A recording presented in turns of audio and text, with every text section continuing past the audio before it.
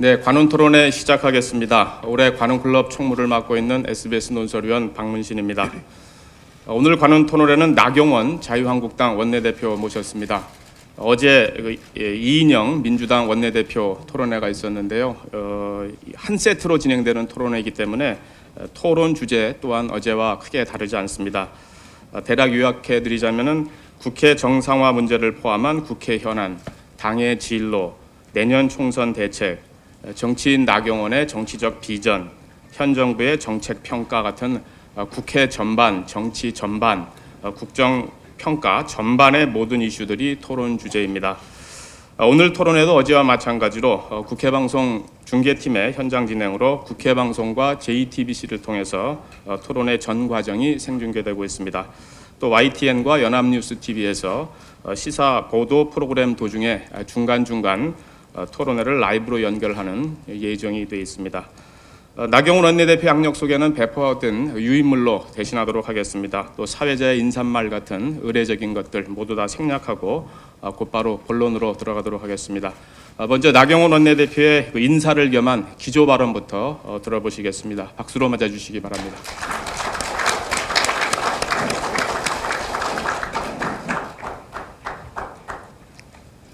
안녕하십니까. 자유한국당 원내대표 나경원입니다. 정론직필 정신의 보루와도 같은 관훈클럽의 초청으로 이렇게 뜻깊은 토론회를 참석할 수 있게 되어서 무한한 영광으로 생각합니다. 다만 이 국회를 좀 정상 국회로 만들고 나서 이 자리에 나왔어야 하는데 아직 국회가 정상화되지 못한 부분에 대해서 깊은 송구함을 갖고 있다는 말씀을 드립니다.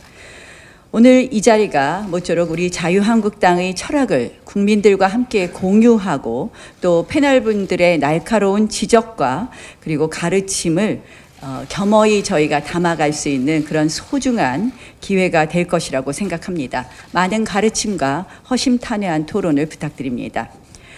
정치는 결국 국민의 뜻을 한데 모아가면서 국가의 미래를 결정해 나가는 과정 그 자체입니다. 정치는 늘 살아있어야 하고 또 활발해야 합니다. 자유민주주의 정치의 기본은 토론과 대화입니다. 정치의 실종은 저는 곧 공존의 포기라고 생각합니다. 그런데 그렇다고 해서 정치가 모든 사회 곳곳을 간섭하고 통제해서는 안 될 것입니다. 그것은 자칫 정치 과잉을 낳을 수 있습니다. 그렇다면 지금 대한민국 정치는 어떻습니까? 정치가 있어야 할 곳에는 정치가 없고 정작 정치가 물러서야 할 곳에서는 정치 논리가 만연하다. 이렇게 말씀드릴 수 있습니다. 정치 실종, 그것은 바로 자유민주주의의 가치 퇴보입니다. 문재인 정권 출범 이후 우리 정치에서 타협은 찾아보기 어렵고 오직 힘의 논리, 적대와 분열의 정치가 반복되고 있습니다. 정치 질서의 룰인 선거법마저 제1야당의 의견을 배제한 채 강행 처리하겠다는 것, 그만큼 반정치적 행위는 없습니다. 전임 정권을 부정하기 위한 보복 정치를 자행하고 사법부, 선관위, 언론 등을 장악해 사실상 생각이 다른 세력을 억누르는 것, 그것은 공존을 거부하는 신종 권위주의라고 생각합니다. 반면 정치적 논리가 작용해서는 안 되는 곳에서 우리는 과도한 정치 개입을 목격하고 있습니다. 경제, 안보, 기술, 민생, 외교 모든 분야가 정치 논리, 정치 세력에 의해 포로로 잡혀 있습니다. 대표적으로 경제가 그렇습니다. 소득주도 성장 정책이라는 초강력 정부 간섭 정책으로 시장이 교란되고 일자리는 실종되고 말았습니다. 재정 포퓰리즘으로 정부는 날로 비대해지고 국민의 호주머니는 가벼워지고 말았습니다. 정치가 시장의 보호막이자 심판이라는 그러한 역할을 넘어서 시장 그 자체를 대체할 수 있다는 실패한 이념에 사로잡힌 결과물이라고 생각합니다. 안보와 외교 역시 정치에 끌려다니고 있습니다. 북한 정권에 대한 일방적 환상과 헛된 기대에 사로잡혀 여전히 북한 체제의 본질을 직시하지 못하고 있습니다. 당장 핵을 머리에 이고 살아야 하는 국민의 대통령이 북핵과 대북 제재에 대한 안이한 태도로 오히려 북핵 위기를 장기화시키고 있습니다. 우리 체제 존립의 핵심 축인 한미동맹 역시 남북관계라는 정치 아젠다에 밀려 후퇴하고 있습니다. 게다가 관제민족주의가 한일 관계를 더욱 어렵게 하고 있습니다. 대표적인 민생 파탄 정책인 탈원전 정책과 또 편향적 특정 이념이 보호 해체를 주장하게 만들고 있습니다. 과학과 기술을 부정한 결과의 산물입니다. 정치로부터 가장 자유로워야 하는 그러한 사회 영역이 정치 논리에 휘둘린 결과입니다. 오늘 우리 사회가 직면한 전 분야에 걸친 위기를 극복하기 위해서 우리는 정치의 본질을 다시 돌아보아야 한다고 생각합니다. 정치가 있어야 할 곳에서 우리의 정치를 회복하고 정치로부터 해방되어야 할 사회 영역에는 자유의 가치를 불어넣어야 한다고 생각합니다. 개인의 정치적 경제적 자유를 보호하고 그 자유를 침해하지 못하도록 하는 것이 정부입니다. 그리고 스스로 자유를 향유하기 힘든 어려운 이들에게 도움의 손길을 내미는 것, 그것까지가 정부가 할 일입니다. 그 이상 사회 곳곳을 정부가 통제하고 개입하려는 것은 불가능할 뿐만 아니라 매우 위험한 시도입니다. 국민 모두가 자유롭게 생각하고 행동할 수 있다면 훌륭한 국민성을 가진 우리 국민들, 그리고 늘 미래를 향해 도전하는 우리의 기업들이 반드시 대한민국을 풍요와 발전의 나라로 만들 수 있습니다. 저는 자유가 곧 미래 먹거리 산업이라고 말씀드립니다. 이제 정치는 뒤로 물러서고 자유를 허락해야 합니다. 자유만이 성장과 분배를 모두 성공시킬 수 있습니다. 노동의 자유, 투자의 자유를 허락해야 합니다. 노조 본연의 존재를 외면하는 정치 노조만 득세하면 새로운 산업혁명의 가능성은 더더욱 요원해집니다.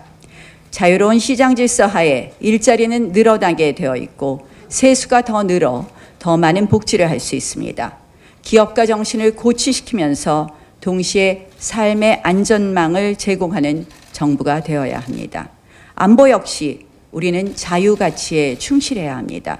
6.25 전쟁은 북한의 남침으로부터 미국을 비롯한 유엔군과 함께 자유를 지킨 전쟁입니다. 그 과거를 잊는 순간 우리 자유전선은 무너집니다. 한미동맹을 중심으로 한 자유동맹을 강화시켜야 할 것입니다.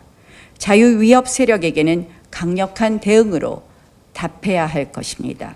남북관계 역시 한반도의 항구적 자유를 향한 그런 위대한 여정의 차원에서 풀어나가야 합니다.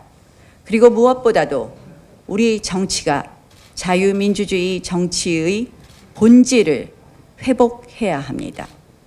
상대를 괴멸과 고립의 대상으로 여기는 적대 정치를 넘어서 서로의 차이를 받아들이는 공존의 정치가 필요합니다. 절대 권력은 절대 부패한다는 진리에 입각하에 권력 분산을 위한 정치 개혁이 시급합니다. 대한민국의 지난 건국화, 산업화, 민주화라는 위대한 역사의 여정을 이어나가는 한 명의 정치인으로서 저는 늘 뿌듯함과 긍지를 마음에 안고 살았습니다. 이 기적의 역사를 써내려온 위대한 지도자들을 계승하는 대한민국 우파 정당의 원내대표로서 깊은 책임감과 소명의식을 느낍니다. 스스로 나는 왜 정치를 하는가라는 질문을 던져봅니다. 그런데 최근 저는 스스로에게 이런 말을 합니다. 더 이상 대한민국이 회복할 수 없을 정도로 망가지는 것을 막기 위해서이다. 이대로라면 정말 대한민국이 주저앉을 수밖에 없지 않나 이런 생각을 합니다. 그런 생각은 저뿐만이 아닙니다. 그런 비관론은 온 국민들 사이에 퍼져나가고 있다고 생각합니다. 이대로 우리의 자랑스러운 역사를 끊어버릴 수는 없습니다. 대한민국의 뿌리를 지키고 지난 역사를 올바르고 균형 있게 기억하는 미래지향적 정치로 반드시 대한민국을 지키겠습니다. 반드시 헌법 가치와 자유를 지켜내겠습니다. 고맙습니다.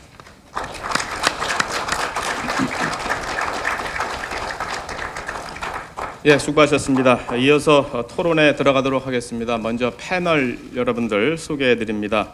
제 오른쪽 끝에서부터, 그러니까 화면 왼쪽부터 소개해 드리겠습니다. 구혜영 경향신문 국회팀장입니다. 이어서 남도영 국민일보 디지털 뉴스 센터장입니다. 그리고 제 왼쪽, 화면 오른쪽 방향이 되겠습니다. 이승원 동아일보 정치부장입니다. 그리고 마지막으로 임세음 KBS 정치부 기자입니다. 예, 오늘 토론회는 어제와 같은 방식으로 진행이 됩니다. 관행적으로 질문 하나, 답변, 그다음에 또 다른 패널의 질문 하나 이런 식으로 이어지는 그런 관행적 방식이 아니라 패널 한 사람이 답변에 대해서 재질의, 추가 질의 이런 걸 이어가면서 소주제 하나를 완결짓는 그런 방식으로 진행을 하도록 하겠습니다. 패널 여러분들께서는 짧은 질문으로 질문의 초점을 좀 더 명확히 해주시고 또 답변도 그런 질문 취지에 맞게 짧고 명료하게 해주시면 고맙겠습니다. 더 밀도 있는 토론회를 위한 것으로 이해해 주시면 감사하겠습니다. 토론은 그 국회 현안, 한국당의 현재와 미래, 총선 대책, 나경원의 정치 비전, 국정 정책에 대한 평가 이런 것들이 큰 덩어리가 될 것 같습니다. 먼저 원내대표 고유의 역할이자 현재 계속 이슈가 진행되고 있는 국회 현안부터 토론을 진행하도록 하겠습니다. 이승원 동아일보 정치부장부터 시작해 주시죠. 예, 고맙습니다. 기조연설 잘 들었습니다. 그 정치의 실종이란 말씀이 눈에 띄고요. 가장 먼저 말씀하신 대목 아닌가 싶습니다.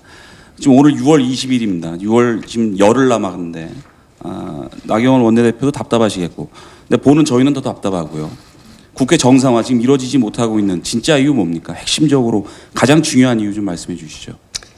뭐 여러 조건을 말하는 것처럼 마치 보입니다. 그러나 이 국회가 파행된 것의 가장 핵심은 결국 여당과 청와대가 야당을 국정 운영의 파트너로 인정하지 않는 것에서부터 시작했습니다. 이 날치기 패스트 트랙을 갖다 올린 것, 특히 선거법을 올린 것 등은 결국은 여당은 야당을 괴멸의 대상, 야당을 대화의 대상으로 생각하지 않는다는 것을 보여준 것입니다. 이 협상 과정에서 다른 것이 아닙니다. 여당이 다시 우리 당을, 우리 우파의 정당을 협상의 대상, 또 국정 운영의 동반자로 생각하느냐의 진위를 확인해가는 과정입니다.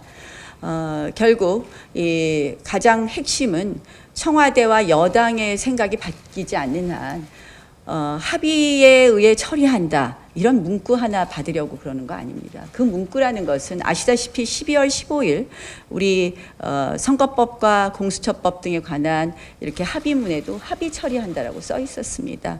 그러나 일방적으로 날치기 패스트 트랙을 올렸습니다. 결국 가장 중요한 것은 청와대와 여당이 아직도 우리 자유한국당을 국정 운영의 동반자로 생각하지 않는 그런 상태에 있기 때문이다라는 말씀을 드리겠습니다. 그 패스트 트랙은 좀 자세히 뒤에도 질문이 있을 텐데, 일단 가장 지금 국회 협상 관련돼서 쟁점이 되고 있는 사안 중에 하나가 이제 경제청문회 아니겠습니까? 네, 네. 지금 한국당에서 주장하는 경제청문회 관련해서 아직 여야 간에 합의가 이루어지지 않고 있는 걸로 알고 있는데, 지금 한국당에서는 청문회를 열면은 정확히 뭘 따지시겠다는 건지, 가장 핵심적으로 어떤 거를 묻겠다, 따지겠다, 한 3개 정도만 제목 위주로 좀 압축적으로 말씀을 해주시죠. 이제 경제청문회라는 것이 나온 것은 다른 것이 아닙니다.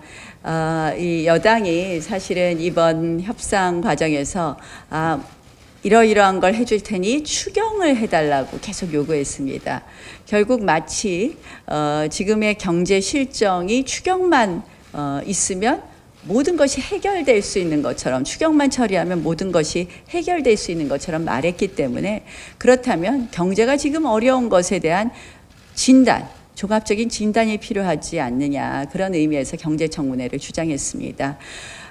결국 그 경제청문회라는 것은 저는 사실 처음에는 경제실정청문회라고 이름을 네이밍했지만 제가 어떤 이름도 좋다, 어떤 형식도 좋다고 했습니다. 저희가 묻고 싶은 것은 다른 것이 아닙니다. 첫 번째로는 이 경제가 이렇게 어렵게 된 것은 저는 뭐 세 가지 원인이 있다고 생각을 하는데요. 첫 번째는 소득주도 성장 정책으로 대표되는 이념적인 경제 정책이고요. 두 번째는 좌파 포퓰리즘 정책입니다. 그리고 세 번째는 반기업 정책입니다. 이러한 것에 대한 종합적인 지금 경제 현상에 대한 진단을 하고 또 거기서부터 시작해서 우리의 대안에 대한 토론 없이 이 추경이라는 내용을 보면 또다시 선심성 복지 예산이 굉장히 많이 들어있는데요. 이 추경을 정말 퍼부은다고 해서 경제가 나아질 수 없기 때문에 그것부터 먼저 보자. 이것이 저희의 경제청문회 주장의 요지입니다. 지금 경제청문회 관련해서도 여야 원내대표 간에 지금 요구가 서로 엇갈리고 있습니다. 지금 아까 직접 말씀하셨다시피 어제 이인영 원내대표도 이 자리에서 얘기했을 때 또 얘기한 조건이 있고 나경원 원내대표 얘기하시는 건 조건이 있는데 그러면 한국당이 여기까지는 지켜줘야 경제청문회를 할 수 있다. 어떤 협상 마지노선 같은 게 있습니다. 예를 들면 청와대에서 김수현 정책실장 정도 나와라. 아니면 홍남기 부총리 정도 나와서 그게 청문회든 토론회든 진행이 돼야 우리가 받을 수 있다. 이런 어떤 협상의 구체적인 마지노선 같은 게 있습니까? 저희로서는 홍남기 부총리, 김수현 실장 정도 나오셔서 왜냐하면 지금 대한민국 경제의 큰 틀과 큰 방향은 경제부총리가 한다기보다는 청와대에서 정하고 있기 때문에요. 그렇게 나온다면 저희는 어떠한 형식이든 좋다고 생각합니다. 두 명 나오면 국회 정상화 관련된 토론 좀 협의 좀 급속도로 진행될 수 있는 건가요? 이제 국회 정상화는 세 가지가 있습니다. 요건이 하나는 결국 패스트트랙 과정에 관한 사과, 그리고 두 번째는 이 선거법이나 공수처법에 대한 합의 처리의 약속, 그리고 세 번째는 이 추경을 통과시켜 달라고 하니까 이 경제청문회든 뭐 경제 토론회가 되었든 경제에 대한 진단, 종합적인 진단 이 세 가지입니다. 그래서 그러한 형식이라면 당연히 할 수 있습니다. 알겠습니다. 한 가지만 더 여쭤보겠습니다. 아까 처음에 말씀하실 때 여당 그리고 청와대에서 지금 야당을 파트너로 인정하고 있지 않다. 괴멸이라는 표현까지 쓰셨습니다만은 네. 지금 국회 정상화가 잘 안 되고 있는 과정에서 청와대의 압박 실제로 어느 정도 존재하고 있다고 한국당 그리고 나경원 원내대표는 판단하고 계신지 좀 말씀 부탁드리겠습니다.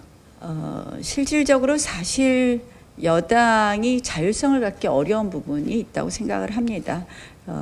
결국은 청와대에서 뭐 요구하는 것을 여당은 어느 정도 실현해야 될 수밖에 없는 그것이 정치 현실이기도 하지만 지금 현재는 뭐 상당한 그런 압박이 있다고 생각을 하고요. 그것은 대통령께서 직접 이 저희 정당을 향한 정말 이 가시돋친 말씀을 하시는 것이 그대로 존재하는 부분에 있어서도 그 자체가 압박이 되지 않느냐 이렇게 생각합니다. 그럼 실제로 이인영 원내대표하고 협상하는 과정에서 이인영 원내대표가 그런 방금 말씀하신 그런 걸 직접 느낀다 이렇게 그런 인상을 받으시는 건가요? 뭐 이 대표께서는 자율적으로 판단하신다고 늘 말씀하시고요. 네.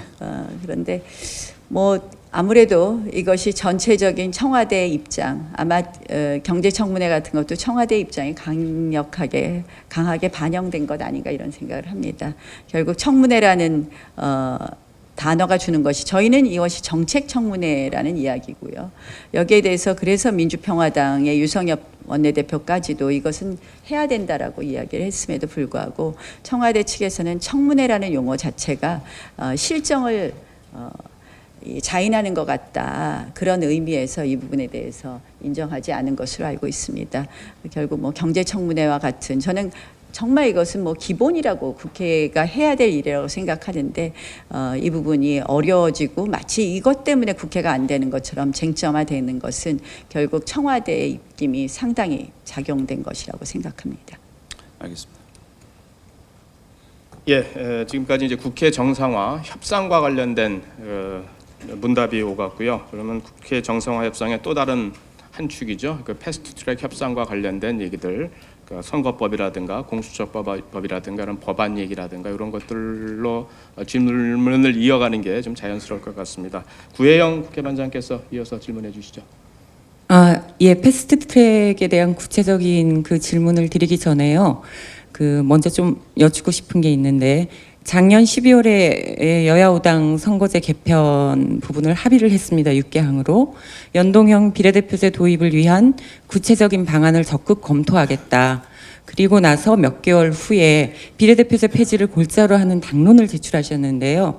이 입장 번복으로 보여지는데 좀 이유가 있는지 듣고 싶습니다. 글쎄요, 그거는 저는 분명히 그 당시 검토라는 단어를 썼습니다. 연동형 비례대표제를 하겠다는 것이 아니라 방안에 대해서 검토하겠다는 것이었기 때문에 입장 번복이라고 보기는 좀 어렵다는 말씀을 드리고요. 저희가 비례대표제 폐지를 통한 의원 정수 축소를 주장했습니다. 저희 안으로 제출을 했습니다. 아시다시피 지금 국회의원 정수가 300명입니다. 그런데 실질적으로 국민들은 국회의원 정수에 대해서 그렇게 많을 필요가 있느냐 하는 부분이 있습니다. 이 국회의원 선거제는 전 두 가지가 있다고 생각합니다. 대표성과 비례성. 저희가 주장하는 것은 10% 의석 정수는 감축하지만 270석으로 되면서 지역구 의석수는 다소 늘어납니다. 결국 대표성과 비례성이라는 선거제 중에서 대표성 부분이 강화되는 것입니다. 저희는 대표성이 강화되는 이 비례대표제는 폐지하고 의석수를 감소하는 이러한 선거구제를 제출했습니다. 왜 이렇게 했느냐? 그동안의 우리나라의 비례대표제는 실질적으로 비례성의 역할을 하지 못했습니다. 결국은 대표성을 강화함으로써 지역 대표성을 강화하고 그리고 그 공천 과정에서 비례성 부분을 보완할 수 있다고 생각해서 저희가 내놓은 안은 국민들께서 원하는 국회의원 정수의 감축이라는 그 국민의 뜻도 반영하고 그리고 비례성과 대표성 중에서 오히려 대표성을 강화하면서 비례성은 사실상 제대로 보완하는 방법을 채택했다는 말씀을 드리겠습니다. 지금 말씀 좀 들어보면 그러면 그 작년 연말에 합의하셨을 때 합의한 대로 좀 진행이 안 되고 있다. 이렇게도 좀 이해가 되는데요. 작년 연말에 합의한 거는요. 이미 합의 처리한다는 것을 날치기로 하는 바람에 이미 다 깨졌습니다. 사실상은. 날치기 거기 보면 사막에 분명히 합의 처리한다. 그때는 뭐 합의 처리한다 이렇게 완전히 강행 규정처럼 합의했음에도 불구하고 날치기 했습니다. 네. 그럼 2월 국회라든가 그다음에 정개특위 제출하기까지 시간이 좀 있었을 텐데 당시에 이제 그 서명하셨을 때는 그 정신에 동의하신 거 아닌가 좀 이렇게 생각을 하는 의원들도 좀 많거든요. 여당 쪽에서 좀 그런 의견을 냈는데 결과적으로 선거법 개정에 좀 생각이 없었던 거 아니냐 이런 지적을 하는데 그 부분에 대해서는 어떻게 생각하십니까? 선거법 개정에 생각이 없었던 건 아닙니다. 지금 말씀드린 것처럼 선거법에 대한 저희의 토론이 있었고요. 다만 연동형 비례대표제는 그 당시 제가 이제 원내대표 되자마자 손학규 당대표께서 단식을 하셨었죠. 그래서 우리 그 당시 우리 김관영 원내대표께서 밥 좀 드시게 해달라고 사정을 하더라고요. 근데 연동형 비례대표제는 저는 제대로 검토한 적이 없습니다. 그래서 제가 검토하겠다 정도는 써주겠다고 했고요. 제가 분명히 검토하겠다라고 합의문에 썼음에도 불구하고 뭐 정의당이나 이런 쪽에서는 제가 마치 연동형 비례대표제를 찬성한 것처럼 소위 이 합의문을 과장 왜곡 해석했다는 말씀을 다시 한번 드립니다. 과장 왜곡했다라고. 네. 그렇게 이해하면 되겠습니까?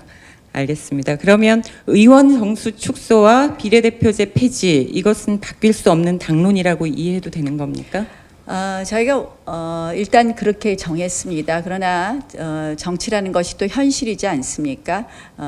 이 선거제 날치기 패스트트랙한 선거제를 민주당이 고집하지 않는다면 충분히 유연하게 토론하겠다는 말씀드리겠습니다. 네. 그러면 패스트트랙 논의 과정에서의 그 좀 질문 드릴 게 있는데요. 그 여야 협상 과정에서 이 추가 내용이 제한이 되거나 혹은 더 강경한 입장을 제안했다라고 이제 여당에서 얘기하는데 그 부분에 대해서는 좀 어떻게 생각하시는지. 일각에선 그래서 이게 황교안 대표의 어떤 장외투쟁이 국회 정상화 협상에 영향을 미치는 거 아닌가. 그러면서 황교안 가이드라인 얘기까지 나오는데 실제 좀 그런가요? 아, 국회 정상화 과정이요? 예, 협상 과정에서요. 정상화 협상 과정에서 글쎄요, 황 대표님과 뭐 우리 국회 상황이나 또는 당내 상황에 대해서 많이 공유하고 같이 의논하지만요, 뭐 각자의 역할을 존중합니다. 우리 당은 황 대표님 중심으로 움직이는 것이고요. 원내 상황은 또 저의 그런 리더십을 또 존중해 주기 때문에요. 무슨 가이드라인 이런 부분은 적절치 않다는 말씀을 드리고요. 지금 뭐 국회 정상화 과정에서 저는 초지일관 원칙을 갖고 임했습니다. 다른 것이 아닙니다. 저는 사실은 문구 하나하나보다 더 중요한 것은 진정성과 의지라고 생각을 합니다. 결국 제가 이 협상 과정에서 확인하고자 했던 것은 청와대와 여당이 선거법과 공수처법, 검경수사권에 대해서 어떤 생각을 진심으로 갖고 있느냐라는 것을 확인하는 과정이었습니다. 그리고 청와대와 여당이 정말 우리 자유한국당과 이 부분에 대해서 논의하면서 갈 수 있느냐를 확인하는 과정입니다. 저희는 사실 검경수사권 조정안은 이미 저희 당 안을 제출하기도 했습니다. 검찰과 경찰의 수사권 조정 필요합니다. 왜냐하면 이 부분에 대해서 가장 핵심은 우리가 뭘로 가야 되느냐. 이 지나친 한쪽으로의 권력에 집중은 안 된다. 결국 이러한 것을 견제하고 또 그다음 두 번째 가장 중요한 것은 대통령 청와대로부터 독립된 검찰과 경찰입니다. 그런 방향에 대한 저희 당 안이 있는데 이것을 배제한 채 무조건 지금 민주당 안은 사실은 저는 청와대의 검찰과 청와대의 경찰을 만드는 것이기 때문에 저희가 강력하게 반발하는 것이고요. 여기에 대해서 정말 오픈된 마음으로 할 의지가 있다 하면 저희는 당연히 국회에 들어가서 이 부분에 대해서 논의할 것입니다. 예, 한 가지만 더 여쭤보겠습니다. 한국당 요구대로 그 여당이 패스트트랙 부분에 대해서 사과를 한다고 해도 최장 330일 이후면 본회의에 자동 상정돼서 굴러가게 되어 있습니다. 그러면 선거법 같은 경우는 그 국회의원들의 어떤 정치 생명이 걸린 그런 부분인데 좀 하루라도 빨리 협상을 하는 편이 좀 낫지 않을까요? 아니, 저는 사과하고 합의 처리 약속을 하면 당연히 협상을 할 것입니다. 선거법 협상할 것입니다. 그것을 우리가 합의 처리한다는 것은 협상을 전제로 하는 거 아니겠습니까? 근데 이제 제가 보면요, 여당도 일단은 300석을 넘지 않는다. 그리고 그 안에서 연동형 비례대표제를 받는다. 이런 선거법을 내놓고 지금 사실상 지역구 의석수 감축으로 인한 의원들의 당내 의원들의 반발이 있으니까 이제 와서 말을 바꿉니다. 330석으로 늘리는 것을 검토할 수 있다. 국회의원 예산을 줄여서 330석으로 만들면 이거 괜찮다는데요. 국민들이 원하는 것이 그 뭐 예산은 통으로 같으니까 의석수 늘려도 된다일까요? 저는 국회의원 정수 늘리는 것에 대해서는 도저히 동의할 수 없다는 말씀을 다시 한번 이 자리에서 분명히 드립니다. 국회의원 정수를 늘리지 않는 범위 내에서 선거법 협상 유연하게 하겠습니다. 네, 알겠습니다. 예, 알겠습니다. 잘 들었습니다. 그 국회 관련 현안들은 몇 개가 좀 남아 있긴 합니다만은 그런 부분들 좀 뒤로 좀 돌리고요. 다음에는 어떤 당내 현안, 또 당의 진로 이런 것들에 관한 질문으로 이어가도록 하겠습니다. 임세흠 KBS 기자가 질문해 주시죠. 원내대표님, 그 박근혜 전 대통령 이슈는 당에서 항상 뜨거운 감자일 것 같은데요. 그 탄핵 때 나 대표님은 찬성을 하셨고 비상시국에서도 그 역할을 하셨고, 근데 최근 인터뷰에서는 탄핵을 선택한 게 아쉽다라고 표현을 하셨더라고요. 입장이 좀 변화가 있는 건가요? 입장의 변화는 없습니다. 저는 그 당시 위기 상황에서 우리 촛불 국민으로 대표되는, 전 초기 촛불과 후기 촛불을 좀 나누는데요. 초기 촛불의 국민들이 원하는 대한민국이 지금의 대한민국이었을까 하는 생각을 합니다. 초기 촛불의 국민들이 원하는 대한민국은 저는 지금의 대한민국이 아니라고 생각을 합니다. 그런 면에서 아쉽다는 말씀을 드립니다. 또 그 인터뷰에서 박근혜 전 대통령 관련해서 이 정부가 풀어야 할 정치적 부분이 있다 이렇게 표현을 하셨더라고요. 사면 내지 석방에 대해서 생각이 있으신 건지 여쭙고 싶습니다. 특별히 제가 어떤 거라고 말씀을 안 드리겠습니다만 전직 대통령이 너무 오랫동안 지금 감옥에 계십니다. 또 형도 우리가 다른 형하고 비교해 봤을 때 지나치게 과다하다는 것이 법조인의 시각에서 또 그렇게 보입니다. 따라서 이 부분에 대해서는 제가 뭘 구체적으로 제안하는 것보다 청와대가 적절히 이 포용의 정치 이런 정치를 위해서 풀어가야 되는 것 아닌가 이렇게 생각합니다. 친박 의원으로 대표되는 홍문종 의원이 탈당해서 대한애국당 선언하지 네. 않았습니까? 네. 일각에서는 한국당이 균열될 가능성이 있다라고 보는 분들도 있고 또 다른 분들은 어차피 물갈이를 해야 되는데 반길만한 일이다 이렇게 보는 시각도 같이 있는 것 같습니다. 어떻게 보시는지요? 저는 사실 이제 가장 중요한 우파의 가장 중요한 해야 될 일 중에 하나는 통합이라고 생각을 합니다. 통합. 그 통합의 가치를 잊지 않으셨을 거라고 생각을 합니다. 홍문종 의원도. 저는 이 우파가 통합할 수 있는 그런 길로 가는데 이렇게 홍문종 의원도 그 역할을 할 수 있지 않나 이런 생각을 해봅니다. 탈당 과정이 통합의 길로 가는 길이라고 보신다는 것인가요? 여러 가지 해석이 가능하다고 생각을 하고요. 궁극적으로는 저희는 우파의 통합이라는 큰 가치를 이루어내야 한다고 생각을 합니다. 같은 맥락에서 조원진 대표 같은 경우에는 이제 4-5명이 확보가 돼 있다 이렇게 표현을 하더라고요. 대한애국당으로 오실 분들이 추가 탈당 얘기들도 좀 있는 모양이던데 언급되는 이름들도 있고요. 어떻게 보시는지요? 저는 그렇지 않다고 생각을 합니다. 가장 탈당의 대상으로 많은 분들이 생각했을 것 같은 김진태 의원님조차도 탈당을 강하게 비판했습니다. 저는 우리 당내에서 탈당하실 의원님들은 안 계시다고 생각을 하고요. 다시 한번 말씀드리지만 사실은 저는 문재인 정권이 지금 정말 국민들이 바라는 방향과 달리 가고 있다고 생각을 하고요. 그런 의미에서 큰 틀에서 우리가 유연한 우파의 통합을 만들어낼 수 있다고 생각합니다. 알겠습니다. 최근 당의 신정치혁신특위위원으로 임명된 인사에 대해서 반대 진영에서는 일베 출신이다, 일베 기자다 이런 비판이 있는 상황입니다. 검증 내지 의견이 있으신지요? 제가 정확하게 모르겠습니다. 지난번에 한번 얼핏 들은 것 같아요. 근데 저도 그 다음에 다시 팔로우업을 못했는데요. 그러한 부분이 있다면 저희가 한번 검증을 제대로 해보겠습니다.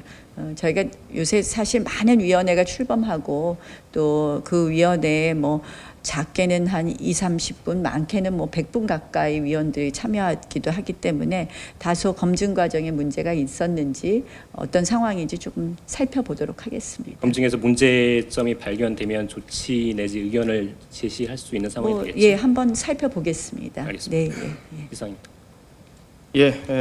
당 문제에 이어서 아마 다음 단락은 여의도 정가에서는 가장 큰 관심 있는 현안 아닐까 싶습니다. 내년도 총선 문제, 어떤 공천 기준과 어떤 인물들 또 어떤 전략으로 임할 것인가, 또 본인은 어떻게 할 것인가, 이런 질문들에 대한 것이 관심사 아닐까 싶습니다. 구혜영 국회반장께서 질문해 주시죠. 네, 나경원 원내대표님 내년 전망은 제일 마지막에 여쭤보겠습니다. 동작 출마 여부는요? 네. 어찌됐든 총선 관련해서 한국당의 지금 주요 키워드가 보수 통합과 물갈이로 지금 요약이 되고 있는데요. 보수 통합과 관련해서 좀 바른미래당과의 통합, 현실적 가능성은 좀 어느 정도라고 이해를 하면 될까요? 저는 정말 적극적으로 노력하고 싶습니다. 사실은 물론 이제 바른미래당과 당대당 통합이냐 부분에 대해서는 조금 더 논의할 필요가 있지만 큰 틀에서 우파의 가치에 동의하고 한다면 저희는 같이 할 수 있는 부분이 많다고 생각을 하고요. 그런 의미에서 모두 적극적으로 좀 노력하고 싶다는 말씀을 드립니다. 우파의 가치를 강조하셨는데 유승민 의원 같은 경우는 이제 그 개혁 보수를 전제로 한 네. 그 부분을 많이 이제 강조를 하셨습니다. 어떻게 좀 얘기를 나눠보시거나 뭐 해보신 적이 있으십니까? 이 부분에 대해서? 뭐 최근에 말씀을 나눠본 적은 없고요. 앞으로 뭐 기회가 되면 유승민 의원님하고도 이 부분에 대해서 논의해 보겠습니다. 결국 저희가 지향하는 바가 같다면 다소의 차이가 있다고 해서 극복하지 못할 바 없다고 생각을 합니다. 내년 총선은 굉장히 큰 의미가 있다고 생각을 합니다. 결국은 이 대한민국이 더 이상 퇴보할 수 없는 것을 막아내는 전 총선이라고 생각을 하기 때문에 그런 의미에서 작은 차이는 극복할 수 있지 않나 이런 생각을 합니다. 예, 앞서 이제 질문에 이어서 대한애국당과의 통합 가능성은 좀 그렇다면 어느 정도로 보시는지? 뭐 거의 비슷한 취지의 답변이 될 것 같은데요. 네. 뭐 유연하게 접근하겠습니다. 네. 실제로 창당 가능성이 있다고 보십니까? 네. 창당 가능성이. 저는 그렇게 높지 않다고 생각을 합니다. 네. 아, 높지 않다고 예. 보시나요? 네.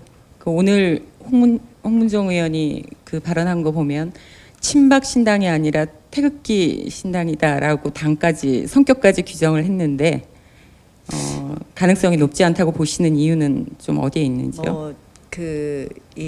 글쎄요, 태극기 세력이라고 지금 대표되는 세력의 성격이 굉장히 여러 부분이 있고요. 결국은 모두들 우국충정이라고 생각을 합니다. 결국 나라라는 생각을 크게 한다면 분열보다는 통합으로 갈 것이다라는 생각을 합니다. 혹시 이 부분이 그 박근혜 전 대통령 탄핵에 대한 입장 정리를 요구하고 있는 부분, 특히 대한애국당이 그런데요. 그 부분이 조금 어려운 문제이기 때문에 좀 그렇게 보시는 거 아닌가 싶기도 하네요. 어떻게 생각하십니까? 질문의 취지를 대한애국당 조원진 대표가 통합의 전제 조건으로 박근혜 전 대통령 탄핵에 대한 입장을 정리를 해야 된다라고 했는데 지금 자유한국당 같은 경우는 그 부분이 내부 정리가 안 된 걸로 알고 있거든요. 뭐 저는 그래서 애국당과는 통합이 되네 안 되네의 문제가 아니라고 생각을 하고요. 통합의 주체는 자유한국당이라고 생각을 합니다. 자유한국당을 중심으로 해서 우파가 하나 되는 길을 저희가 모색할 것이고요. 그것은 애국당의 어떤 뭐 조건 이런 것 때문에 되느냐 안 되느냐 문제는 아니라고 생각을 합니다. 네. 예, 알겠습니다. 그럼 내부 공천 문제를 좀 여쭤보겠습니다. 이 물갈이라는 표현이 뭐 정확할지는 모르겠으나 어찌됐든 그 당내 신상진 신정치특위 위원장께서 박근혜 전 대통령 탄핵에 책임이 있는 의원들의 그런 교체, 물갈이 필요성을 언급했는데요. 좀 어떻게 생각하시는지 듣고 싶습니다. 저는 그런 뭐 특정 키워드로 지금 물갈이를 하는 것은 적절하지 않다고 생각을 합니다. 또 물갈이 이런 표현을 우리가 늘 이제 공천 때가 되면 이야기가 나오는데요. 그것이 과연 공천의 지고지순한 목적일까 이런 생각을 해봅니다. 열심히 안 하신 분들은 그만하셔야 되겠죠. 열심히 하신 분들은 또 하셔야 됩니다. 또 저는 가장 중요한 것은 새로운 좋은 인재들을 영입하는 것이라고 생각을 합니다. 그 인재 영입 과정에서 정말 사심 없이 하는 것. 거기서 만약 또다시 우리가 줄을 세우려고 한다면 저희 당은 미래가 없다고 생각을 합니다. 내년에 정말 좋은 인재들을 많이 우리 자유한국당에 모셔오는 것, 그것이 핵심이라고 생각합니다. 예, 지금 뭐 공천 기준을 약간 좀 언급을 해주셔서 질문을 이어보겠습니다. 그러면 공천의 일정 부분 관여하실 수밖에 없는 지도부 입장에서 물갈이 또는 공천의 제1기준, 가장 중요한 원칙, 이건 무엇으로 꼽으시는지 좀 말씀해 주십시오. 뭐 제가 원래 임기는 12월 중순까지고요. 의원님들께서 추인해 주셔야지만 6개월 더 할 수 있습니다. 그런데 뭐 어찌 됐든 그때까지도 뭐 공천 기준이나 이런 부분이 논의가 될 텐데요. 저는 뭐 여러 가지 기준이 있지만 저는 일단 좀 이 우리의 가치와 신념에 대해서 좀 철저한 분들이 좀 오셔야 되겠다라는 생각을 합니다. 우리 자유한국당에 대한 저희의 이 과거 제가 좀 아쉬웠던 것은 우리 정권이 있을 때 우리가 과연 이 뭐 때로는 저는 뭐 우파 가치만 무조건 다 해야 된다, 좌파 가치는 절대 배제하자 이런 게 아니라 실질적으로 정말 그 가치에 합당한 대한민국 헌법 가치에 합당한 우리가 정책을 했느냐 보면 가끔 아쉬웠던 점이 많이 있습니다. 저는 가치와 신념에 충실한 분들 그리고 플러스 저는 소통이란 말씀을 드리겠습니다.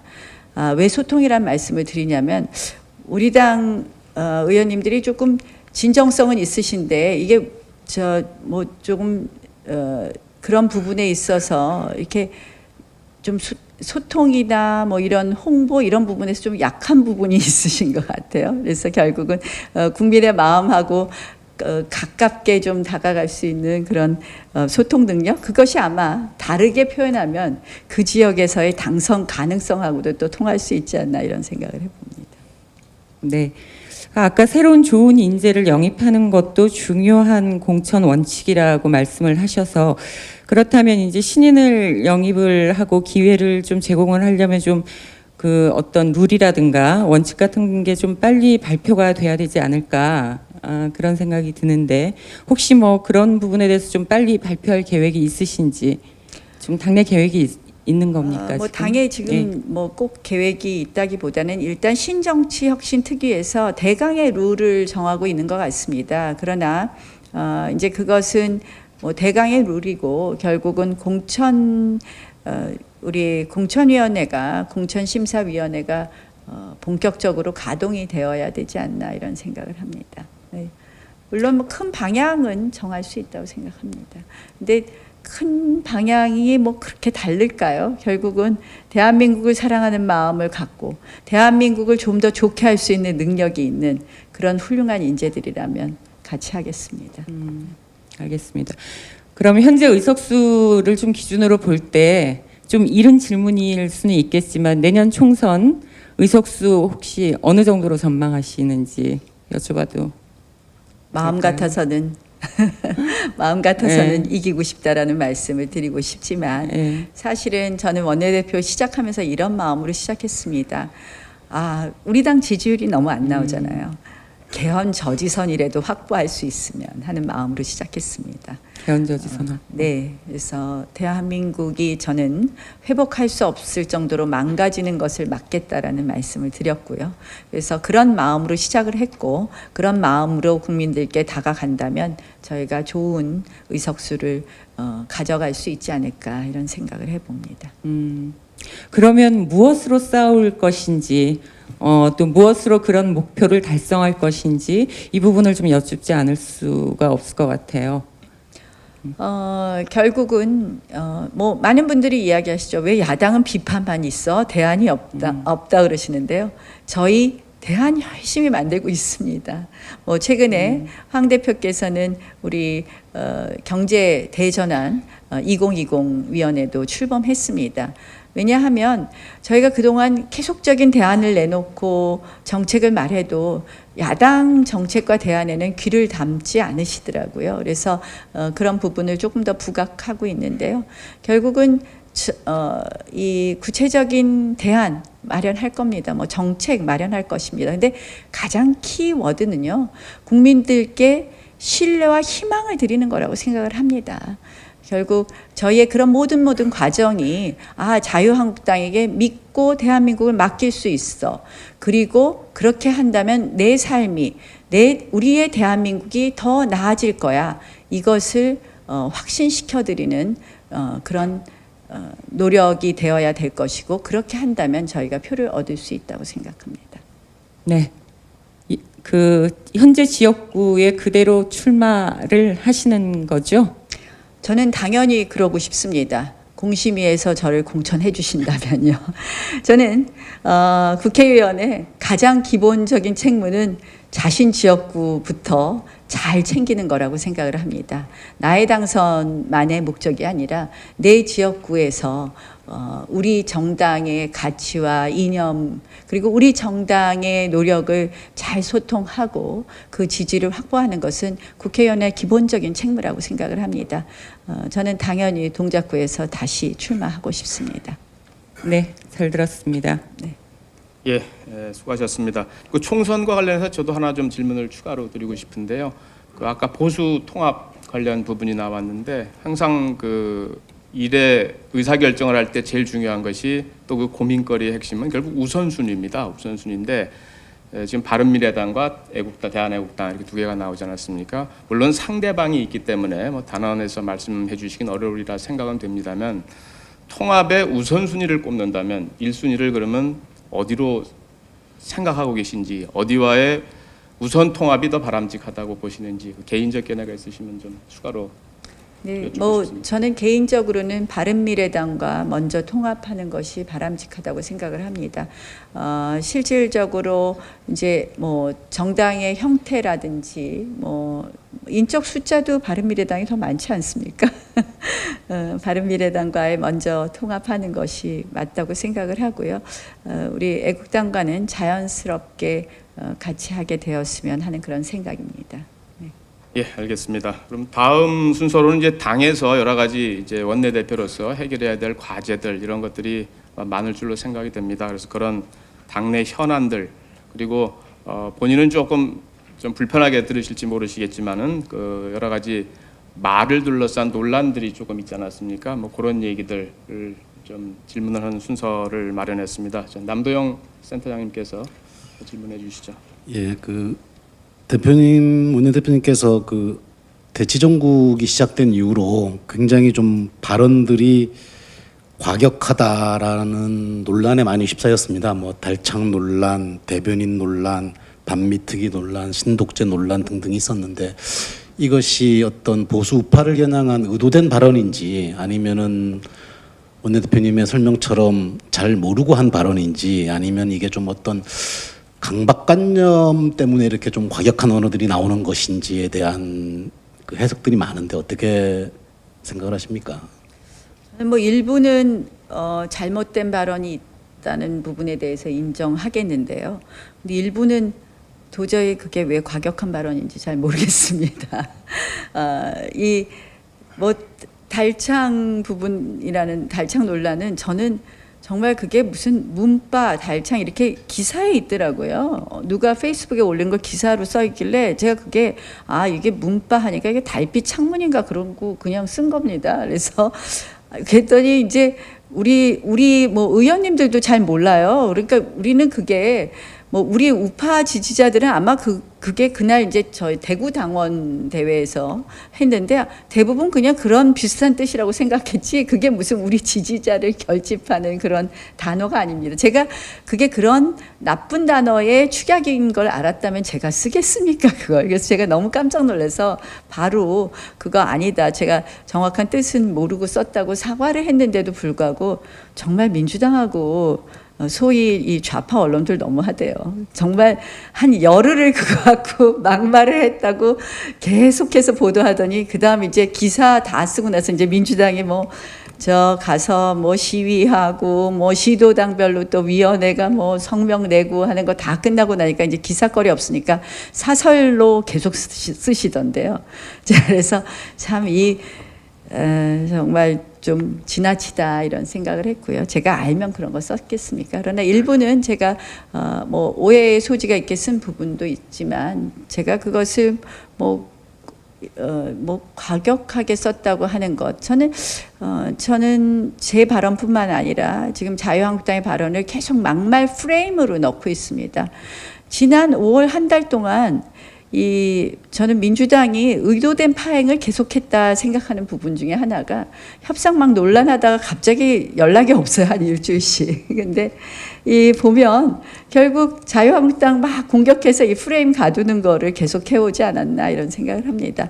막말 프레임, 물론 우리가 다소 잘못한 부분도 분명히 있습니다. 그 부분은 앞으로 우리도 조심해야 될 겁니다. 그런데 이거는 야당의 입을 막는 프레임 아닌가 이렇게 생각을 합니다. 사실 막말로 하면 원조가 민주당 아닙니까?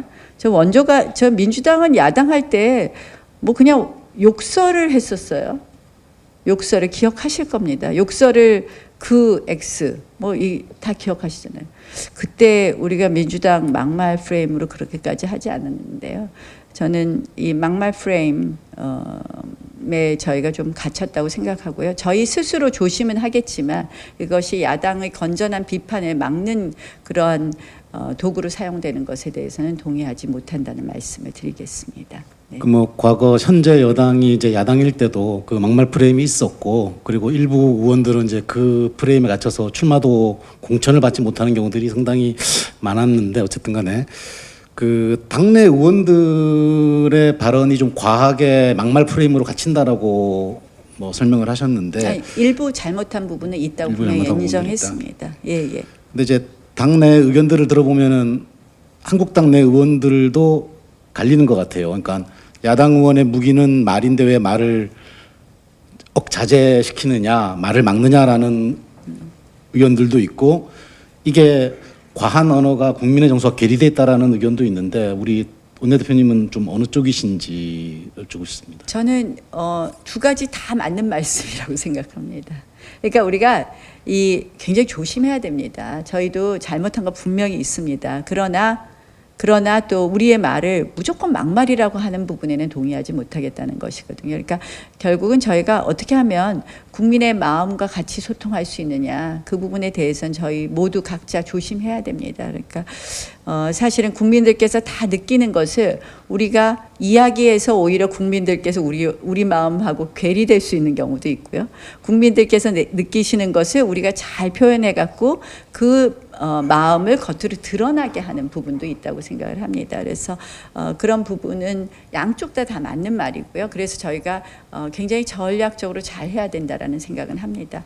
저는 이제 사실은 그 김정은 수석 대변인 같은 거를 막말이라고 했을 때 제가 깜짝 놀랐습니다. 제가 뭐 그것을 사실은 뭐 이제 외신 보도를 인용하기도 했지만 그거조차 막말이라고 하면 외신 보도에 대해서 참 동의하기 어려웠거든요. 그래서 뭐 그런 부분은 오히려 국민들께서 고개를 끄덕인 부분이 상당히 있었지 않나 이렇게 생각을 합니다.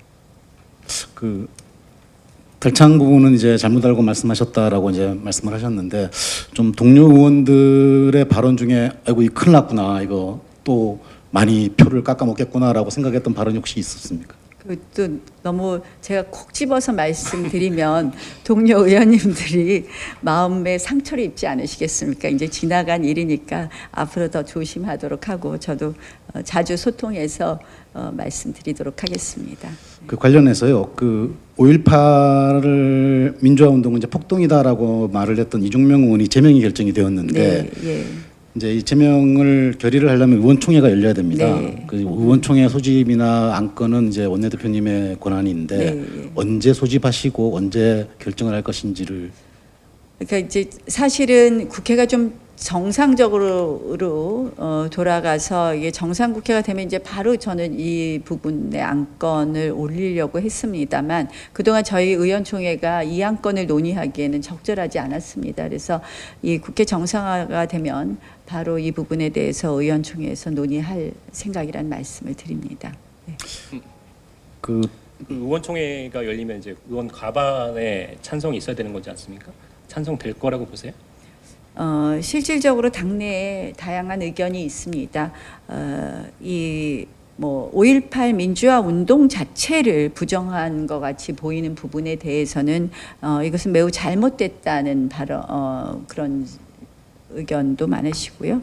또 그러나 또 한쪽에서는 전체적인 맥락은 그것이 아니었다라고 보시는 의원님들도 계시고, 이종명 의원도 5.18 민주화 운동을 부정한 것은 아니라고 지금 변소하고 계십니다. 그래서 조금 더 의총에서 어떤 논의가 진행될지는 조금 더 지켜봐야 되겠습니다. 네. 그 막말은 아니지만 어쨌든 어제 발언 중 황교안 대표의 발언 중에 외국인 노동자의 임금을 국내 노동자도 같이 주는 것은 불공정하다라는 발언이 좀 논란이 되고, 아침에 황교안 대표께서 이 발언에 대한 해명도 하신 걸로 알고 있는데, 이 부분들은 좀 당의 입장과 어떤 식으로 차이가 있는 건지 아니면 당의 입장인 건지 황 대표께서 외국인 근로자를 차별 대우하자라는 취지로 말씀하신 것은 아니라고 생각을 합니다. 저희 당은 저희 자유한국당은 실질적으로 이제 현장에서 그런 목소리를 많이 듣는데 지금 이제 외국인 근로자의 경우에 이제 숙식비가 제공되는 부분이 있는데 그거 이제 최저임금 산입 범위에 지금 이미 수당을 집어넣는 법안을 작년에 통과시키지 않았습니까? 그런 부분 또 이 연수기간 문제 이런 부분에 대해서 저희가 좀 들여다보고 있다 이런 정도 말씀드리겠습니다. 이건 조금 다른 얘기인데 네. 황교안 대표 체제가 이제 100일이 지났는데 네. 좀 원내대표로서 좀 황교안 대표 체제 100일을 좀 평가하자면은 어떻게 평가하시는지 궁금합니다. 일단 황교안 대표 저희 당이 그동안 굉장히 오랫동안 사실은 비대위 체제 내지는 불안정한 정당의 모습으로 이어왔습니다. 오래간만에 전당대회를 통해서 당 대표를 선출했습니다. 결국 황교안 대표의 캐릭터가 주는 또 안정감도 있지만 이런 전당대회를 통해서 선출된 당 대표라는 그런 정통성, 정당성 그것 등으로 인해서 당이 좀 안정적으로 이제 자리 잡았다. 이런 면에서 안정감을 준다는 면에서 굉장히 당의 플러스 요인이라고 생각을 합니다. 그런 의미에서 황교안 대표께서 당의 당대표로 선출된 것은 아주 긍정적이라고 생각을 합니다. 특히 어찌됐든 황교안 대표는 지금 부동의 1위 후보입니다. 대선 후보. 저는 늘 이 당대표 대선 후보 나갈 사람들은 이 당대표 자리에서 2년 전에 그만둬야 된다든지 이런 예전에 당원 당규가 지나치게 당대표를 형해하고 당 중심으로 어떤 우리 정당 활동이 되는 것을 위축한다고 생각을 했는데요. 저는 1등 후보가 당대표를 맡아주셔서 굉장히 그런 의미에서도 너무 당에 긍정적이고 좋은 역할을 해주신다고 생각을 합니다. 관련해서 지금 말씀하셨지만 여론조사에서 황교안 대표가 1위를 차지하는 경우가 많은데 언제까지 이 1위가 유지될 거라고 보십니까? 과거에는 1위를 유지하다가 많이 꺾어진 후보들도 많았는데. 제일 어려운 질문인데요. 글쎄요, 당분간 1위 계속 하시지 않을까요? 네, 제가 당분간 쭉 제가 이거 제일 어려운 질문인데요. 결국은 저희 자유한국당이 저는 잘 자리 잡고 다시 국민들의 마음을 얻는 과정을 잘 해간다면 황교안 대표께서 계속해서 1위의 자리를 고수하시지 않을까 이렇게 생각을 합니다. 그래서 일단 요새는 총선 승리가 제일 눈앞의 과제이기 때문에 그 총선 승리를 위해서 우리가 열심히 하다 보면 총선 잘하면 또 황교안 대표 지지율이 더 올라가지 않을까요? 그런 생각해 봅니다. 예, 수고하셨습니다. 다음 단락은 이제 현 정부의 국정 정책 이런 것들에 대한 평가 순서를 한번 마련했습니다. 각 분야별로 나눠서 질문을 이어가겠는데요. 우선 그 정치 분야 그 부분 임세은 기자께서 준비해 주시죠. 예. 한국당은 현 정부를 좌파 독재라고 규정해서 비판을 하고 있는데요. 사실 군부 독재를 오래 겪은 국민들 입장에서는 다른 당도 아니고 한국당이 독재를 운운하는 것은 동의하기 어렵다라고 말씀하시는 분들도 있는 것 같습니다. 좌파 독재라고 말씀하시는 실체와 근거 어떤 것으로 보시는지 말씀해 주십시오. 저는 한국당이 왜 독재의 후예입니까? 저는 지난번에 대통령께서 독재 후예라고 말씀하실 때 정말 이거는 야당을 야당으로 인정하지 않는구나 이렇게 생각을 했습니다. 군부 독재 시절에 활동하던 분들 지금 한국당에 남아있는 분들 한 분도 안 계시거든요. 저희가 한국당을 선택하고 여기 와 있는 것, 정치인으로서 활동하는 것은 저는 대한민국 기적의 후예로 이 자리에 왔습니다. 한국당은 어쨌든 산업화와 민주화를 저는 이룬 정통성이 있는 정당이라고 생각을 합니다. 한국당은 결국 산업화 세력과 민주화 세력이 모두 혼재되어 있습니다. 그래서 저희가 독재를 이야기하면 어불성설이다. 저는 동의하기 어렵다는 말씀을 드립니다. 좌파 독재. 저는 이 좌파이고 독재가 맞다고 생각을 합니다. 제가 우연히 그 어느 언론사의 컬럼을 읽어보니까 작년 이코노미스트지의 신독재 그 4단계를 이렇게 인용하면서 썼더라고요. 근데 제가 아주 공감이 됐습니다. 이게 이제 물론 이코노미스트지의 신독재는 약간 좀 다른 의미도 포함하고 있지만 어쨌든 위기의 정권을 잡고 첫 번째, 두 번째는 끝없이 적들을 쫓아다니다가 세 번째는 사법부와 언론을 장악하고 네 번째 선거법을 개정해서 정권의 이 장기 집권을 꾀한다는 것이 신독재의 4단계였습니다. 저는 이 정권이 그 시나리오대로 가고 있지 않나 이런 생각을 합니다. 일단 뭐 정말 이 뭐 탄핵, 촛불 이런 어떤 대한민국의 위기 상황에서 정권을 잡았습니다. 어떻게 보면 그렇기 때문에 무한한 정당성을 가지고 있다는 그런 오만감으로 전 출발했다고 생각을 합니다. 그리고 나서는 그 다음에 2년 동안 늘 한 것이 적폐청산입니다. 끝없이 적을 찾아다녔습니다. 세 번째, 지금 일어나고 있는 상황이 저는 언론 장악, 사법부 장악이라고 생각합니다. 많은 언론인 여러분들께서는 아니라고 말씀하실지 모르지만 많은 국민들께서 지금 언론 보도에 대해서 보고 싶지 않다는 말씀들 하십니다. 이건 우파 국민들만 말씀하시는 게 아닙니다. 제가 뭐 예를 들면 이런 겁니다. 오늘 아침에 우연히 만난 분이 이런 얘기를 하시는 거예요. 동네 이렇게 나오다가. 아니 우리는 지금 궁금한 것이 지금 북한에서 내려온 목선이 도대체 어떻게 왔는지 이게 궁금한데 갑자기 뭐 뉴스에 그거는 나오나 마나 해요. 뉴스에서 사라졌어요. 국민들은 그게 궁금합니다. 그런데 방송에 맨날 나오는 것은 지금 요새는 고유정이죠. 계속 고유정입니다. 지금 며칠째 하는지 모릅니다. 나쁜 사람 처벌해야 됩니다. 근데 그것이 국민들한테 관심 있는 것일까요? 그전에는 버닝썬입니다.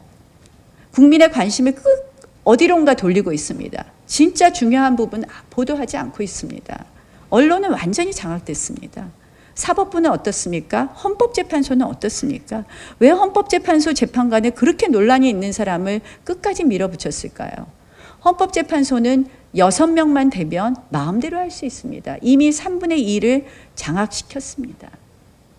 그리고 나서 날치기 패스트트랙을 강행했습니다. 어찌 신독재라는 이야기를 안 할 수 있겠습니까? 좌파 맞습니다. 왜 좌파라고 하느냐? 결국 포퓰리즘 정책의 일관된 포퓰리즘 정책이라고 생각을 합니다. 예, 알겠습니다. 같은 맥락일 것 같은데요. 이제 윤석열 중앙지검장이 검찰총장 후보자로 내정되지 않았습니까? 거기에 대한 평가도 그럼 비슷한 맥락에서 이루어질 수 있겠군요.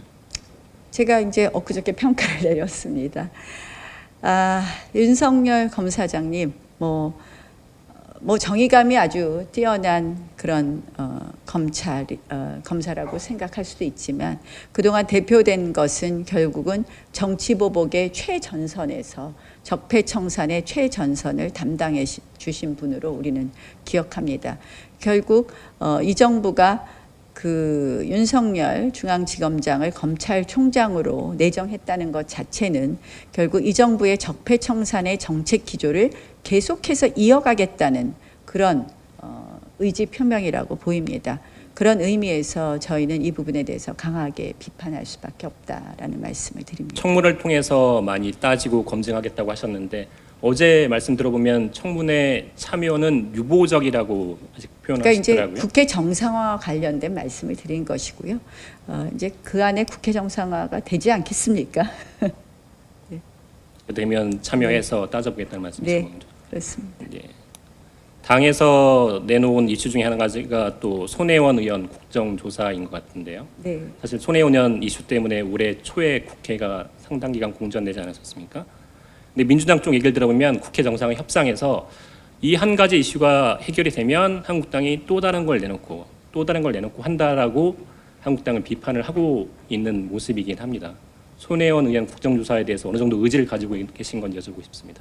손혜원 국정조사를 또 국회 정상화의 조건으로 붙일까 봐 그렇게 말씀하시나 보죠. 저는 민주당이 무슨 합의 과정을 생중계하듯이 하는 거 보고 정말 실망했습니다. 문구 하나를 뭐 합의 원칙이라고 본인들이 이제 제시하는 거죠. 저한테 제시하기도 전에 저 언론에 먼저 이야기합니다. 저한테 만나자고 전화하기도 전에 언론에다가 교섭단체 대표들 만날 거라고 합니다. 저는 뭐 조건을 계속 붙인다는 말에 동의하기 어렵고요. 지금 민주당이 저는 이 드루킹 특검에 대한 트라우마가 있는 것 같습니다. 홍영표 원내대표가 제가 원내대표 되자마자 이러더라고요. 특검이나 뭐 이런 건 절대 해줄 수 없다고 하더라고요. 작년 12월부터 얼마나 많은 국민들의 의혹이 터져 나왔습니까?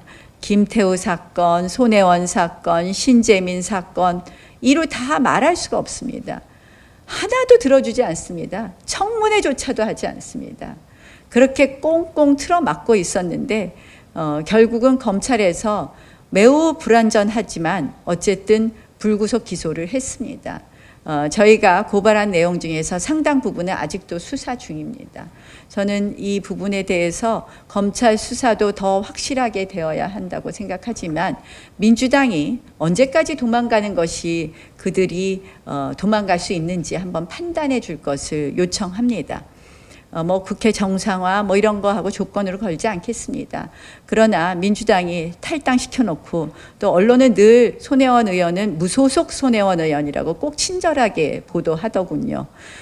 저 전 민주당 의원인 손혜원 의원, 김정숙 여사의 절친인 손혜원 의원 사건에 대해서 민주당이 정말 언제까지 자유로울 수 있는지 저는 국정조사하고 그렇게 떳떳하게 하는 것이 맞다고 생각합니다. 알겠습니다.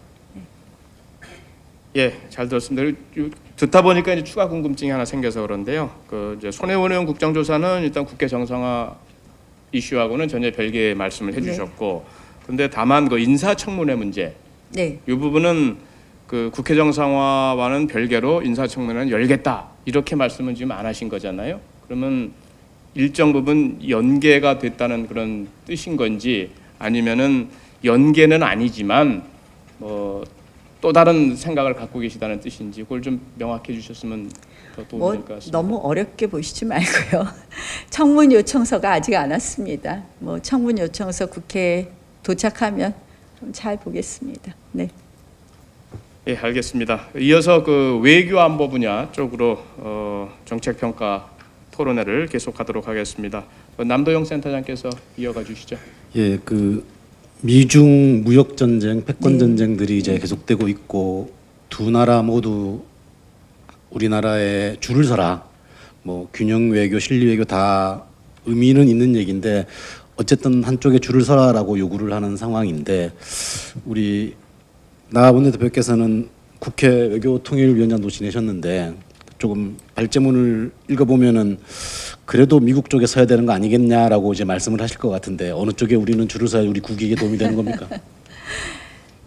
정말 안타깝습니다. 이 정부의 외교를 보고 있으면요. 외교가 정말 실종됐죠.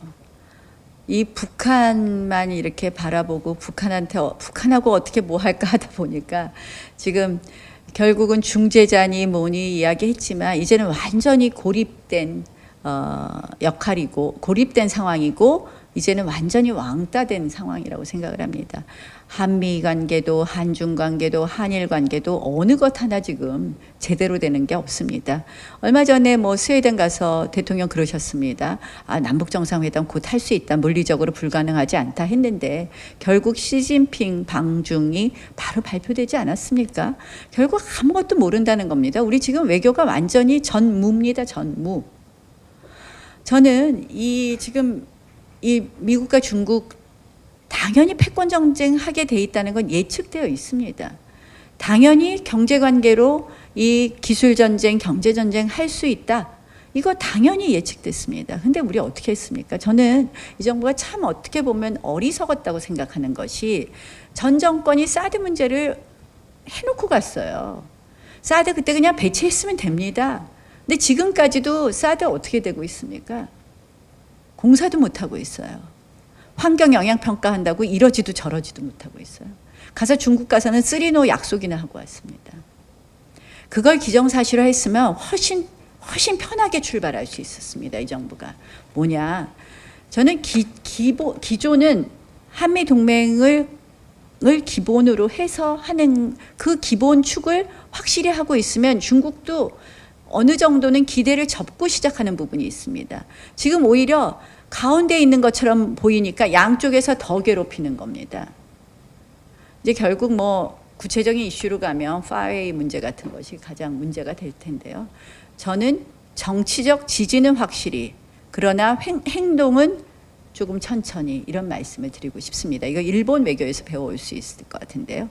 인도 태평양 전략에 대해서 많이 참여하라고 이제 뭐 미국이 계속 하는데 일본이 한다고 합니다. 크게 얘기합니다. 그러나 페트롤 같은 거 안 하고 있거든요. 이게 뭐냐? 그러니까 정치적 지지는 확실히, 그러나 경제적인 행보는 조금 더 실익에 따라서, 국익에 따라서 하는 것이 맞다고 생각합니다. 사드 배치 관련해 가지고 굉장히 중국의 경제 압박으로 우리 기업들이나 정부 고생을 많이 했는데 그럼에도 불구하고 사드를 배치했었어야 된다. 그래야지 오히려 그렇죠. 낫다라고 말씀을 하시는 거예요. 이미 받을 불이익은 다 받았거든요.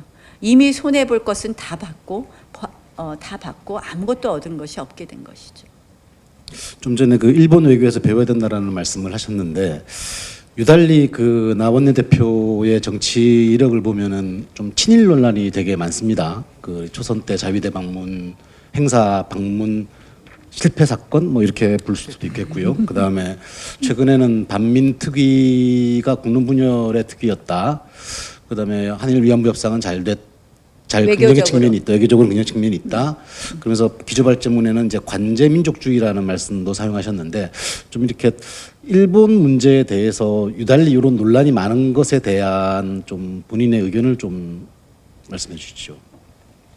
저는 이것은 뿌리 깊은 이 좌파 정당이 우파 정치인에 대해서 친일파 낙인 찍기라고 생각합니다. 물론 제가 이제 초선 당선되자마자 2004년 6월 말쯤에 있는 그 자위대 창설 행사에 실수를 잘못 갔다가 그 문 앞에까지만 갔다 온 사건 때문에 그 이후로 계속 친일 논쟁에 휩쓸리는 거 잘 알고 있습니다. 근데 지금 이 정부가 역사 논쟁 시작하는 것도 역시 친일 프레임을, 우리 정당을 친일 프레임으로 가두려는 것이고, 그거는 뭐냐? 결국 대한민국 정통성과도 관련이 있다고 생각을 합니다. 뭐 지금 너무 많은 이슈를 말씀을 하셔서 제가 일단 하나씩 일단 이슈별로 한번 말씀을 드려보겠습니다. 반민특위 부분은 저는 그 반민특위를 폄훼할 생각은 아니었는데 그 부분에 대해서 조금 오해의 소지가 있는 부분에 대해서는 유감의 뜻을 표시합니다. 저는 사실 이 친일 프레임을 씌우는 것에 대해서 대한민국 정치인 누가 일본을 더 이롭게 할 그런 정치인이 있겠습니까? 이거는 결국 계속 이 우파를 이 친일 프레임으로 가두는 것인데요. 지금 문재인 대통령이 다시 시작한 것입니다. 이것을. 지금 김원봉 서원을 왜 꺼냈겠습니까? 역시 친일 논쟁이 또 불거지는 것입니다. 이해하시겠습니까? 아시겠죠? 왜 이것으로 가느냐. 결국 이 정부 들어서서 제일 처음 한 것이 중국 가셔서 정율성 작곡가를 훈장을 줘야, 그 한중 사이에 가장 우호적인 어떤 우호 인물의 상징으로 이야기했습니다. 그리고 지난번 3.1절에는 빨갱이 이야기를 또 하셨습니다. 그리고 이번에는 이제 김원봉 서훈 이야기를 하셨습니다. 이거는 끝없는 우리 대한민국 역사 정통성 흔들리기와 관련이 있다고 생각을 합니다. 그런 의미에서 저는 과거와 계속 싸우는 이 정부가 과연 미래를 가져갈 수 있느냐 하는 부분을 하나 말씀을 드리고요. 그다음에 이제 저에 대해서 이렇게 계속 프레임을 씌우는 것은 결국은 우파 정당에 대한 낙인 찍기와 함께 우파 정치인에 대한 낙인 찍기라고 생각을 하고요. 위안부 협상 제가 그때 말씀드린 것도 외교적으로 잘 됐다고 했습니다. 근데 지금 보니까요, 어제 이 정부가 똑같은 거 하고 있어요. 위안부 협상의 문제점 2가지 말했습니다. 이 정부가 우리를 공격할 때 뭐라고 했느냐? 피해자 의사 확인하지 않았다. 2번째, 왜 재단이라는 거 만드냐 했어요. 강제징용 재단 만들자고 어제 하시대요. 피해자 의사 확인 안 했다고 오늘 언론에 나오대요. 똑같습니다. 결국은 우리가 현실적으로 타협할 수 있는 부분밖에 없었고, 그래도 위안부 협상이 외교적으로 그 당시에 우리가 평가해 준 것은 처음으로 공식적인 사과, 처음으로 일본 정부가 돈을 냈기 때문입니다. 그런데 그런 부분에 대해서도 계속 프레임을 씌우는 겁니다. 프레임 씌우는 것의 끝판왕은요, 제가 좀 표현을 그렇게 썼는데, 이번에 제가 우리 국회에서 날치기 패스트 트랙 할 때 양말을 신었어요. 운동하시느냐고. 근데 양말을 우리 수행실장이 갖다 줬는데 그냥 전 무신고 신었죠. 제가 뭐 양말 하나 구해오라 했더니 하나 갖다 줬더라고요. 근데 거기에 이 캐릭터가 그려져 있는데 제가 이렇게 발등을 좀 운동하고 덮으니까 안 보여질 줄 알았는데 누우니까 그게 캐릭터가 그대로 보여졌는데 그게 일본 만화 캐릭터라고 합니다. 쿠마몬. 그랬다고 이것이 또 뭐 토착 왜구의 증거라고 패널들이 나와서 얘기하더라고요. 저는 그래서 참 정말 우리가 이런 불필요한 논쟁 언제까지 해야 될까요? 우리 정치 수준이 이래야 될까요? 하는 생각을 합니다. 제가 한 가지 더 말씀드리면 제가 독도에 한번 갔다 왔다고 일본에서 또 반일 정치인이라고 들어오지 말라고 한 적이 있습니다. 그때 사실은 제가 독도에 간 적이 있었는데 그리고 2주 후에 일본을 방문해서 그 당시 이제 관방장관하고 면담이 잡혀 있었는데 관방장관 측에서 굉장히 예민한 데니까 좀 이번에는 오지 말아달라 그래서 제가 그 당시에 좀 일본 방문 일정을 미뤘다는 말씀도 드립니다. 그래서 일본에서는 반일 정치인, 한국에서는 친일 정치인이니까 제 정체성을 잘 모르겠습니다. 최근에 북한 목선이 삼척항에 이제 날바귀순이라는 표현도 나오던데 3일 동안 이제 돌아다녔지만 접안했지만 우리 군 당국은 모르고 있었고 또 군 당국이 그거를 제대로 브리핑하지 않고 약간 거짓말 논란에 휩싸여 있는데 이 부분에 대해서는 뭐 의원님들끼리 좀 얘기가 되어진 부분들이 있는지. 굉장히 심각한 문제라고 생각합니다. 제가 어제 국정원 보고를 받았습니다. 두 가지 부분이 있습니다. 첫 번째는 지금 군이 숨기려고 했다는 부분, 또 그리고 군이 경계태세가 완전히 해제됐다는 부분입니다. 저는 작년에 9.19 남북 군사 합의를 보면서 이것은 당장 없어져야 될 것이다 라고 이야기했었습니다. 9.19 남북 군사 합의는 결국 우리의 무장 해제를 더 촉진시키는 것이었습니다. 제가 올해 초에 낸시 펠로시 의장을 만났었는데 낸시 펠로시 의장이 그런 이야기를 했습니다. 1년 동안 대한민국에서 일어난 것은 북한의 비핵화가 아니라 무장 해제만이었다. 결국 그것을 그대로 보여주는 것이 이번에 북한 목선 사건이라고 생각을 합니다. 그래서 군의 경계태세가 완전히 무장 해제됐다는 것, 그리고 그것을 또 군이 속이려고 했다는 것이 굉장히 큰 문제점이고요. 또 하나는 뭐냐? 제가 어제 국정원 보고를 받았는데요. 이 4명의 선언이 있었습니다. 지금까지도 우리는 아직도 더 분석해야 됩니다. 이들이 어떤 경로로 왔는지 명확하지 않습니다. 바로 내려왔는지 돌아서 내려왔는지 이들의 진술에 의한 경로만 있습니다. 자신들이 더 분석해야 된다고 분명히 얘기했습니다. 어떤 경로로 이동했는지 밝혀지지도 않았는데 4명을 단지 오전 2시간 신문하고 합동신문단에서 신문하게 되어 있습니다. 북한에서 이렇게 오면 신문하고 4명이 원래는 모두 귀북하겠다고 의사를 표현했었습니다. 그런데 2명은 귀남하겠다고 대한민국으로 귀순하겠다고 의사를 표시했다고 더 이상 조사하지 않았습니다. 뭐 오후에 좀 더 조사했다고 하는데 결국은 뭐 오후 조사까지 다 합쳐봤자 6시간 조사하고 이들 북한에 가고 싶다는 사람들 그냥 보내줬습니다. 근데 여기서 문제점 뭐냐? 왜 해상 경로가 중요하냐? 이 사람들의 대공 용의점을 반드시 조사했어야 됩니다. 이 사람들은 군복을 입은 사람이 2명이었습니다. 물론 뭐 여러 가지 이유를 댔습니다. 이들이 대한민국의 군사 기밀을 탐지하고 간 대공 용의점이 있는지 없는지를 아직 항로도 확정되지 않은 이 상황에서 북한으로 그냥 돌려보냈다? 이거 대한민국이 해야 될 일 맞습니까? 저는 오늘 오후 의총에서 이 부분에 대해서 치열하게 토론하려고 합니다. 이거는 대한민국이 아닙니다.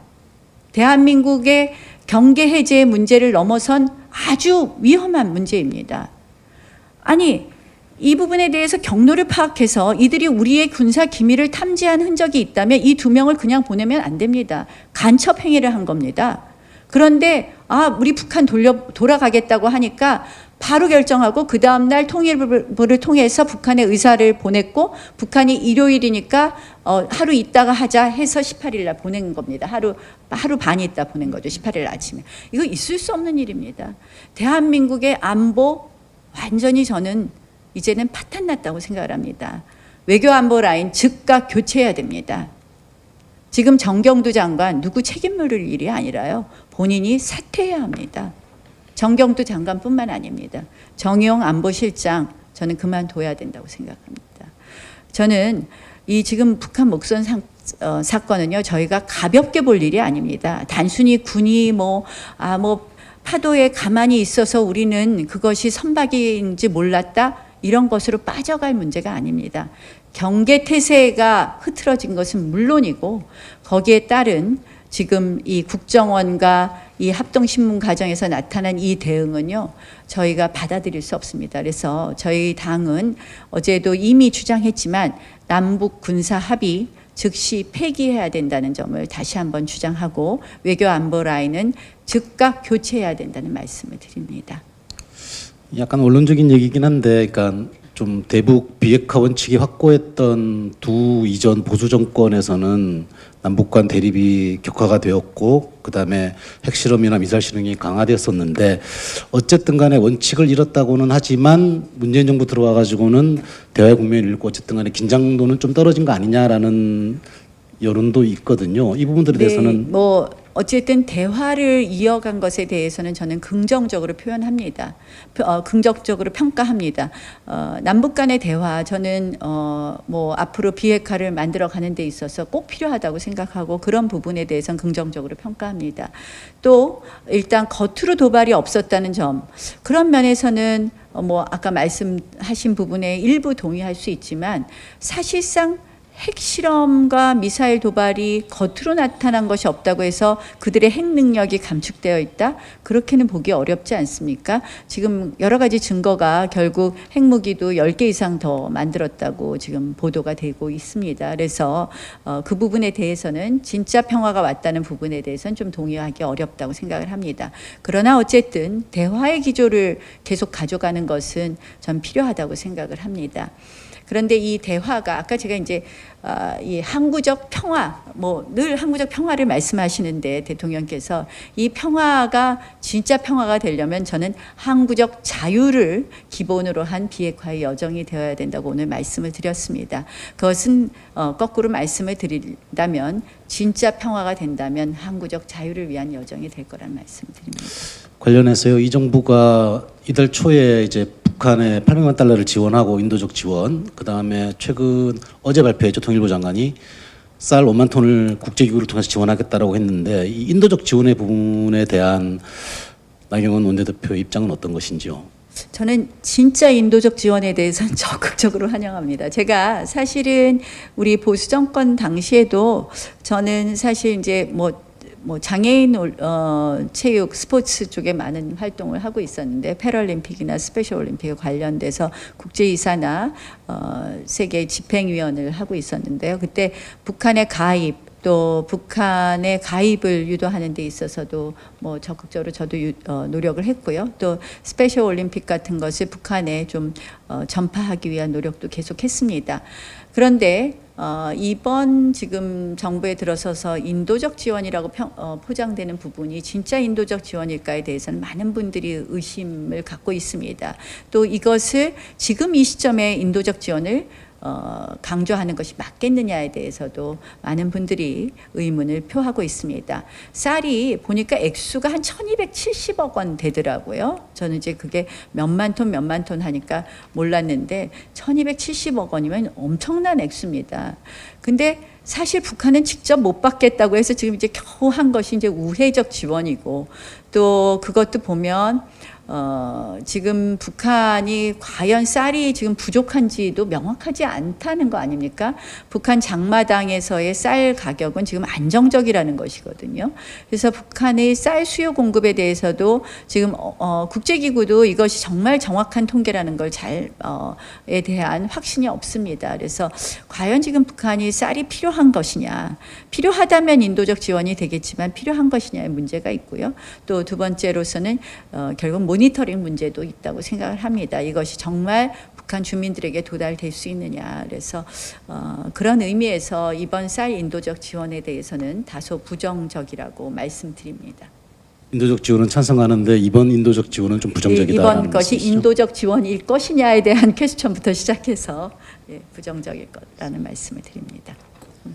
예, 수고하셨습니다. 그리고 외교안보 관련해서 그 방청석에서 질문서가 하나 온 게 있습니다. 이것도 같이 소화하도록 하겠습니다.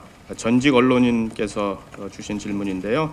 문재인 대통령의 스웨덴 의회 연설 중에 남북은 그 어느 나라도 침략한 적이 없다라는 언급이 있었습니다.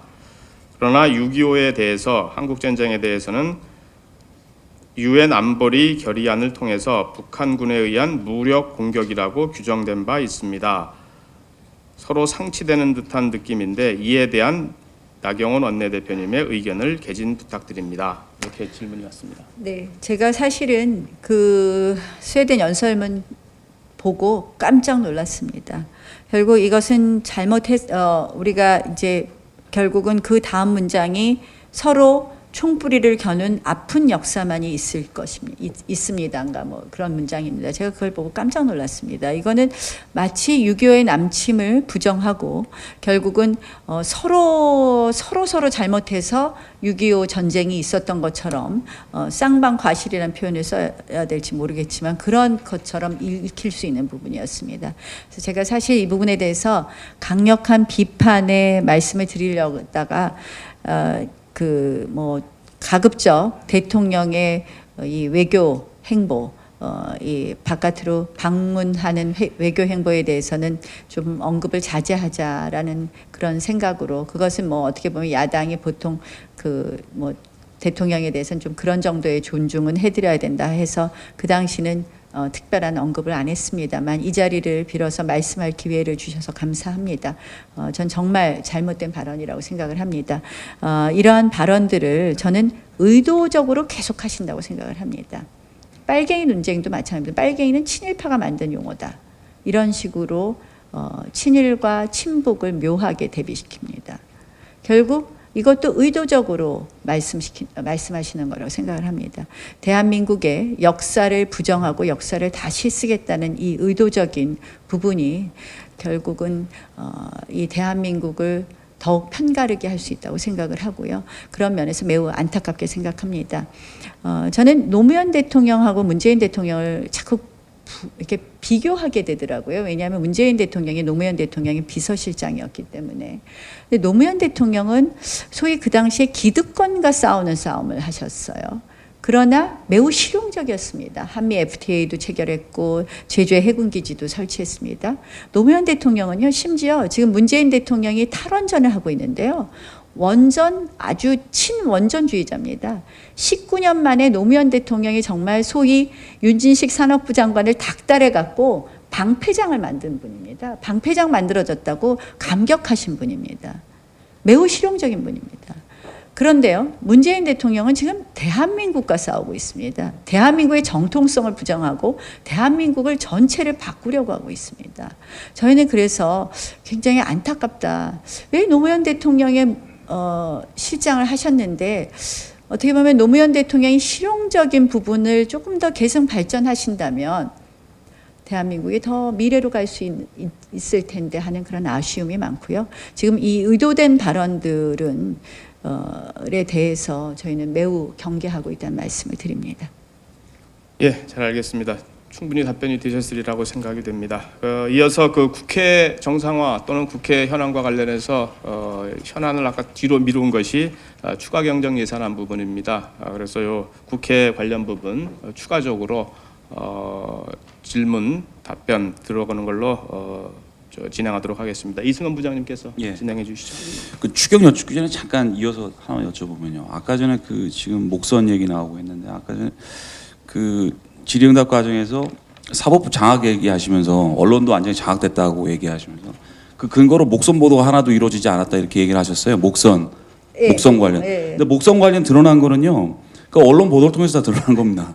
그러니까 다른 자리가 아니라 관훈클럽 언론인 모임 관훈클럽에서 이렇게 얘기를 하셔가지고 그 대목에 대해서는 좀 혹시 다른 어떤 생각이 있어서 말씀하신 게 있으시면 나경원 원내대표 나중에라도 좀 말씀을 해주셨으면. 그럼 제가 이 자리를 빌어서 다시 사과의 말씀을 드립니다. 일부 언론이라는 말씀이고요. 그 말씀을 드리려고 한 건 아니고 하여튼. 아니 제가 드리는 말씀 언론이 있기에 우리가 또 정말 밝혀지는 게 있고 감사하게 생각합니다. 그런데 이제 아까 제가 주로 말씀드린 것은 방송 보도 말씀을 드렸습니다. 네. 뭐 그 말씀을 듣자고 한 일부 건 아니고요. 방송 보도 그것도 하나만 그렇게 말씀드리겠습니다. 하나만 이어서 여쭤보고 추경 여쭤보겠습니다. 지금 아까 전에 이제 그 얘기를 하시면서 안보 라인에 대한 교체 말씀 사실 이전부터 비핵화 문제 있을 때 자주 거론하셨던 문제인데 그 실질적으로 이번 사실 목선 사태는 좀 우리 안보에 어떤 구멍이 뚫렸다는 그 비판이 상당히 확산되고 있는 상황 아니겠습니까?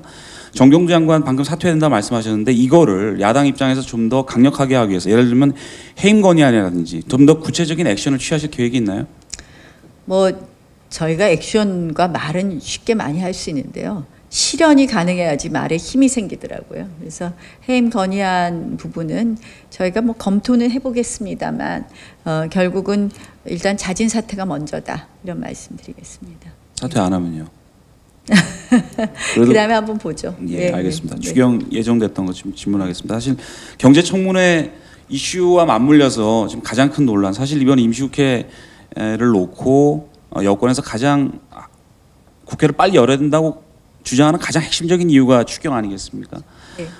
가장 지금까지 반대하시는 논거, 핵심 논거가 무엇입니까? 그러니까 이 6조 7천억 원 어떻게 보면 뭐 굉장히 액수가 적죠. 6조 7천억 원의 이 추경에 대해서 이것 때문에만 반대하는 것이 아닙니다. 그것이 주는 의미부터 시작해서 말씀을 드리겠습니다. 결국 이 정부 들어서 지금 6조 7천억 원 추경에 이르기까지 대통령께서 최근에 말씀하신 국가 채무 비율을 40%를 유지해야 되겠느냐 이런 발언에서 나타나는 결국 재정 확대에 대한 저희의 우려를 강하게 표시하는 것입니다.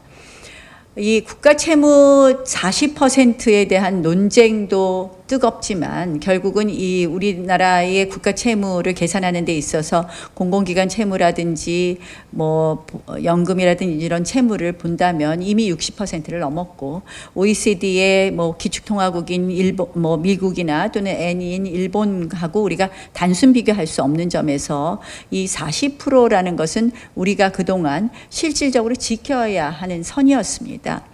그런데 이 40%에 대해서 문재인 대통령이 야당 시절과 전혀 다른 반응을 보이면서 이 40%를 지켜야 하느냐 하면서 지금 재정을 확대하겠다고 합니다.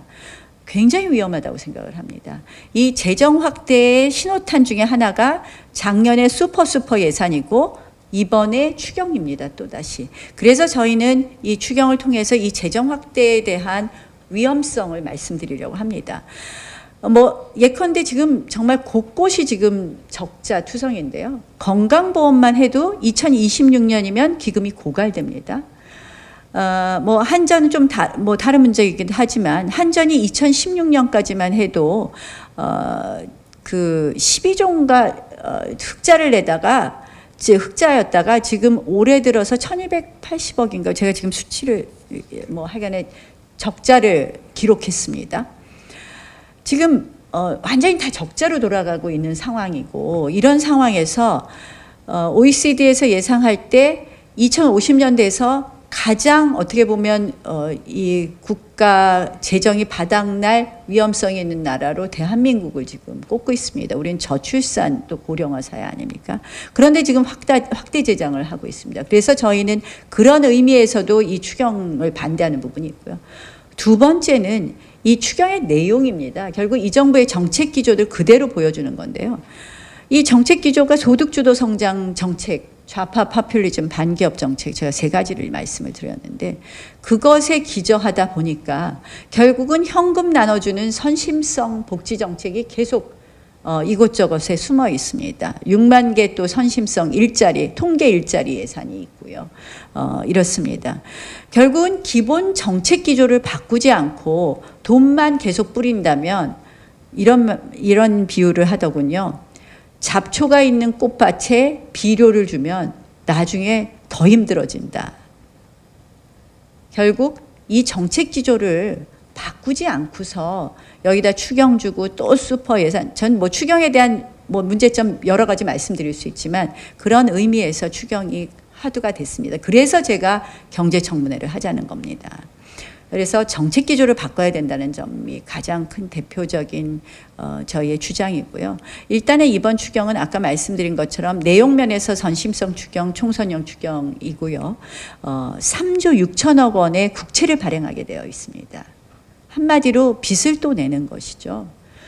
그래서 지금 국가채무 논쟁과 함께 이 국가채무의 적정 비율에 대한 논쟁과 함께 이 추경을 이렇게 쉽게 뭐 6조 7천억 원밖에 안 되니까 6조 7천억 원을요 오롯이 제대로 써도 경제 성장률에 영향을 미치는 것은 0.03 내지 0.04%랍니다. 제대로 써도.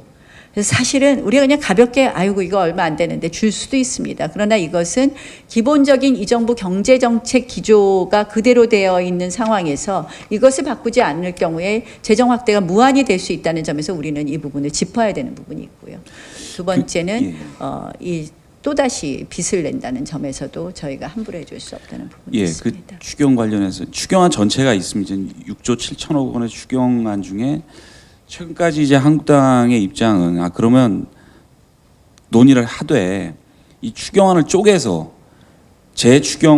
원래 재추경을 하려고 이 논의가 시작됐으니 재추경에 해당하는 2조 2천억만 따로 분리해서 하고 나머지는 뭐 논의하자. 이른바 추경을 분리해서 지금 처리하자는 그런 이제 말씀을 나눴는데 그게 네. 현실적으로 기술적으로 가능한가요? 그러니까 이제 원래 재추경안을 분리해서 제출할 수 있긴 합니다. 근데 이제 뭐 지금이라도 분리해서 제출하면 될 텐데 그거는 하지 않을 것이고요. 사실은 그러니까 뭐 재추경을 먼저 심사하는 방법도 있겠죠. 근데 이것이 불가능하지 않다는 말씀은 분명히 드립니다. 그래서 분리해서 제출했으면 좋았다는 말씀을 드리고요. 그런데 재추경이라고 가져온 2조 2천억 원 중에서요. 실질적으로 산불 추경이 980억 정도 되고요. 그리고 포항 지진 추경이 한 1,000억 정도 되는데요. 내용을 보면 주민한테 주는 게 하나도 없습니다.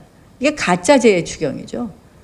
그러니까 그래서 지금 고성 주민이나 이게 추경 안 된다고 불만이 없으신 게 피해 주민한테 직접 주는 게 하나도 없다는 것이죠. 그래서 재추경이라고 말만 해놓고 실질적으로 피해 주민들한테 주는 게 없다는 것이고요. 나머지 미세먼지 추경도 실질적으로 예비비로 쓸 수가 다 있습니다. 지금 저는 왜 이 정부가 추경을 막 이렇게 들고 나왔는지 이해를 못하겠습니다. 저희가 이 예비비 중에서 재해재난 예비비가 1조 8천억 원입니다. 이거 그냥 쓸 수 있습니다. 국무회의에서 의결하면. 그래서 그런데 이걸 굳이 추경 예산이라고 편성을 해왔고요. 재해재난. 그다음에 또 하나는 이 지금 재추경 중에서 들어있는 것 중에서 기금을 쓰는 게 있는데요.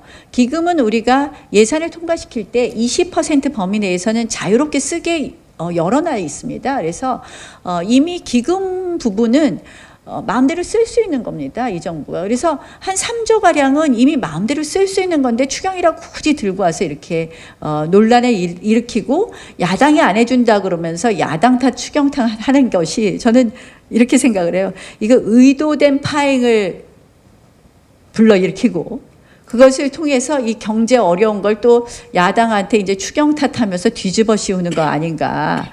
이들이 정말 추경을 할 생각이 있느냐. 정말 국회를 정상화할 생각이 있느냐 의심스럽다는 거죠. 그래서 제가 시나리오 중에 하나 생각하는 건요. 좀 이따가 청와대에서 추경 포기 선언할 것 같아요. 뭐 하나 안 하나 자기들은 할 수 있는 게 다 할 수 있거든요 지금. 그래서 그런 거 아닌가 하는 생각도 듭니다. 지금 말씀 들어보면 재해 추경만 따로 떼서 소규모로 낮춰서 갖고 와도 논의하기가 쉽지 않다는 말씀으로 이해가 되는데. 아니 뭐 그 부분은 실질적으로 이제 주민한테 주는 건 아니지만 소방 헬기를 산다든지 이런 거기 때문에 이제 제가 말씀드리는 거는 예비비로 사용할 수도 있지만 그렇게 가져왔으니까 재추경하면 그거는 적극적으로 해드립니다. 알겠습니다. 네. 다만 이제 미세먼지 추경에는요. 또 통계형 일자리가 있더라고요. 뭐 미세먼지를 감시하는 뭐 감시단 뭐 해갖고 또 200만 원씩 주는 일자리를 또 잔뜩 만들어놨어요. 근데 하여튼 보시기에는 그거 하기 전에 포기 선언부터 할 것 같다 이렇게 예측을 하시는 건가요? 네? 추경 포기 선언부터 할 것 같다고 좀 예측을 하시는 건가요? 뭐 국회 정상화 안 되면 적당한 쯤에 그런 것도 할 수 있지 않나 이런 생각을 알겠습니다. 해봅니다. 예, 알겠습니다. 그럼 이어서 그 정치인 나경원에 대해서 차례대로 한번 마지막 단락이 될 것 같은데요. 질문을 이어가도록 하겠습니다. 패널 한 분 한 분씩 그냥 그 궁금증 중심으로 진행을 해주시면 될 것 같습니다. 먼저 임세훈 기자부터 시작해 주실까요? 내년 총선 동작을 얘기를 하셨고요. 총선이 끝나고 나면 2년 뒤에 이제 대선도 있고 서울시장 선거도 예정돼 있습니다. 정치인 나경원에게 가장 잘 어울리는 옷은 그때쯤 어느 것이 될까요? 저는 뭐 원내대표는 요새 바빠서 잘 모르겠습니다. 뭐 아까 대선 그 서울시장 선거 말씀하셨는데 또 우리가 의회주의자로 남는 일도 있습니다. 저는 왜 이렇게 국회라는 자리는 작은가 하는 그런 생각을 많이 합니다. 대한민국의 입법부는 왜 이런 모양이 됐을까라는 고민도 하거든요. 입법부가 바로 서는 것도 또 대한민국 미래에 굉장히 도움이 된다고 생각을 합니다. 지금 원내대표 하느냐고 바빠서 사실은 미래의 고민은 못 해봤고요. 일단 원내대표하고 내년 총선에서 동작을 지켜내는 그것부터가 제 책무라고 생각합니다.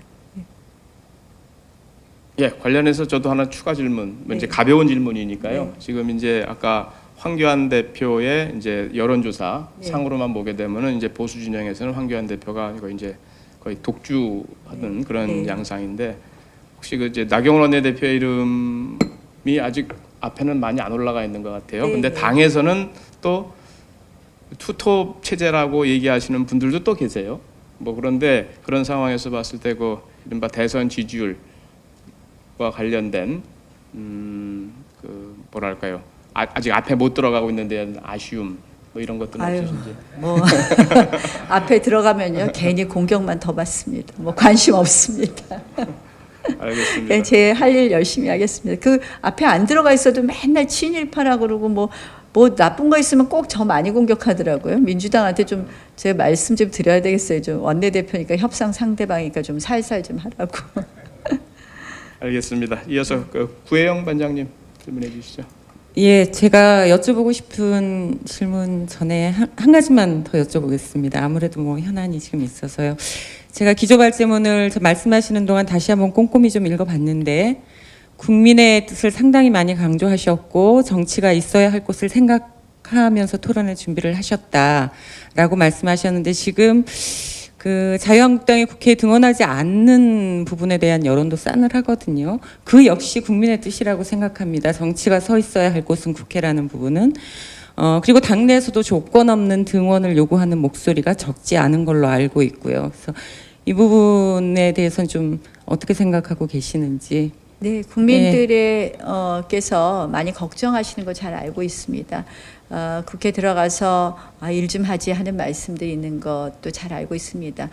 그런데 지금 이제 국회를 열었을 때 과연 우리가 무엇을 할 수 있느냐에 대해서 한번 고민을 다시 한번 해봅니다. 지금 이제 제가 아까 국회 정상화에서 가장 중요한 것은 정부와 여당이 결국 야당을 국정의 파트너로 생각하는 거라는 말씀을 드렸습니다. 국회에서의 자유한국당은 소수입니다. 저희는 과반이 턱없이 안 되고 있습니다. 그런데 국회가 열었을 때 우리가 할 수 있는 게 무엇일까요?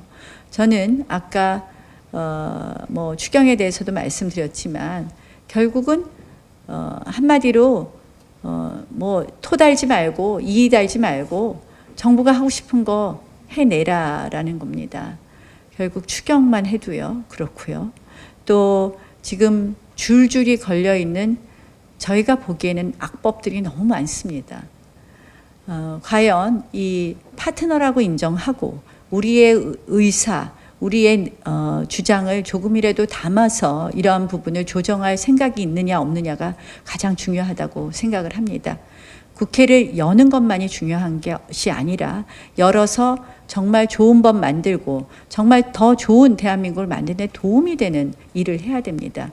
그런데 저는 민주당이 하고자 하는 그런 법들을 보면 실질적으로 대한민국 미래에 도움이 되는 것이 아닌 것이 너무 많은 것 같아서 안타깝다는 말씀을 드립니다. 네.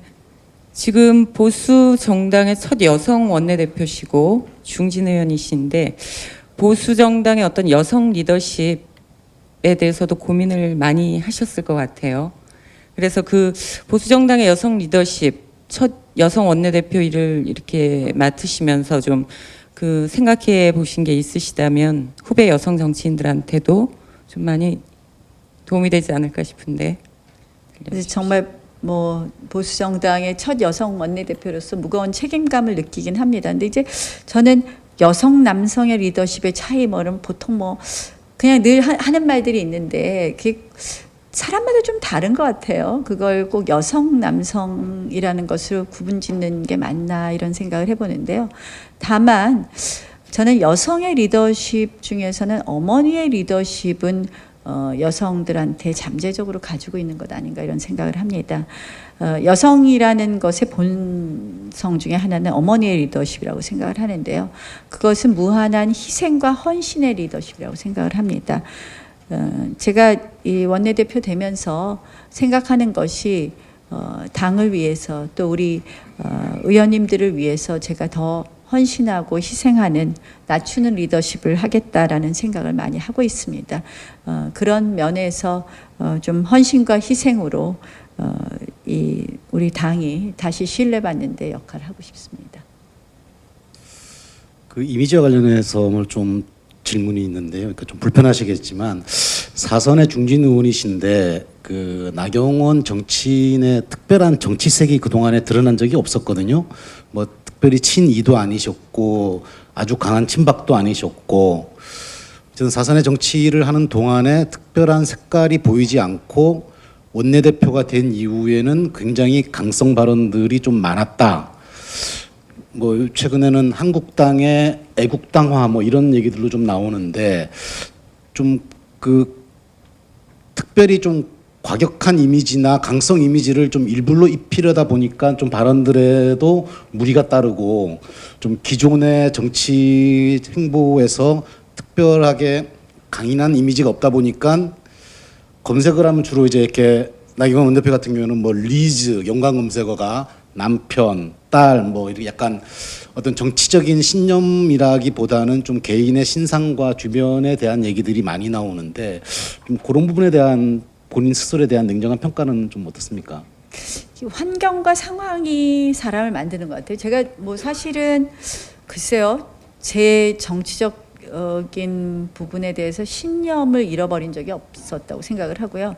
그런 신념을 지키다 보니까 친이나 친박 이런 계파에 제가 안 선 것 같습니다. 사실 저는 뭐 친이나 친박이 가치와 이념이 다른 그런 계파라고 생각하지 않습니다. 사람을 중심으로 한 계파입니다. 만약에 가치와 이념이 다른 우리 당 내에 좀 더 오른쪽의 계파, 좀 더 중립적인 계파가 있었다면 그런 부분에 있어서는 제 신념을 분명히 표시할 수 있었겠죠. 그러나 우리 당 내의 그 친이와 친박의 계파는 분명히 사람 중심의 계파였습니다. 그래서 저는 신념이 강한 정치인이었기 때문에 저는 계파에 특별히 쓰지 않았다는 말씀을 드리고요. 그래서 개인적으로는 저는 정치적으로 뭐 편하지 않았습니다. 남들이 꽃길이라 그러는데요. 저 18대 때도 저 뭐 공천 안 준다는 걸 겨우 해서 험지인 중구에 나가라 그래서 중구에 나갔고요. 그랬다가 서울시장 선거도 뭐 아무도 안 한다고 해서 우리 당 누가 나가도 떨어지니까 그런 거나 나가라고 그래서 제가 나가게 됐고요. 19대 보궐선거도 동작구는 아무도 우리 당에서 안 나간다 그러니까 저를 저 후보 등록일 이틀 전에 내보내갖고 제가 아유 그럼 해보겠다고. 왜냐면 그 전에 저한테 당협위원장 자리를 안 주더라고요. 그래서 제가 정치 다시 하려면 이거 한번 도전해보겠다 해서 동작에 나가서 926표 차이로 당선되지 않았습니까? 저는 신념의 정치인이었고요. 여태까지 제가 해야 될 책무를 완수하는 정치인이었습니다. 지금 저의 발언이 강성이다. 지금 대한민국의 상황이 저희를 그렇게 내몰고 있다고 생각을 합니다. 그러다 보니까 저희의 신념을 더 확실하게 말하게 된다는 말씀을 드리고요. 대한애국당화 뭐 이렇게 말씀하시는데요. 제가 참고로 말씀드리면 20대 대해서 그러니까 그 국회가 새로 시작하면 이 한국정치학회에서 의원들의 이런 이념 성향을 조사하는 게 있어요.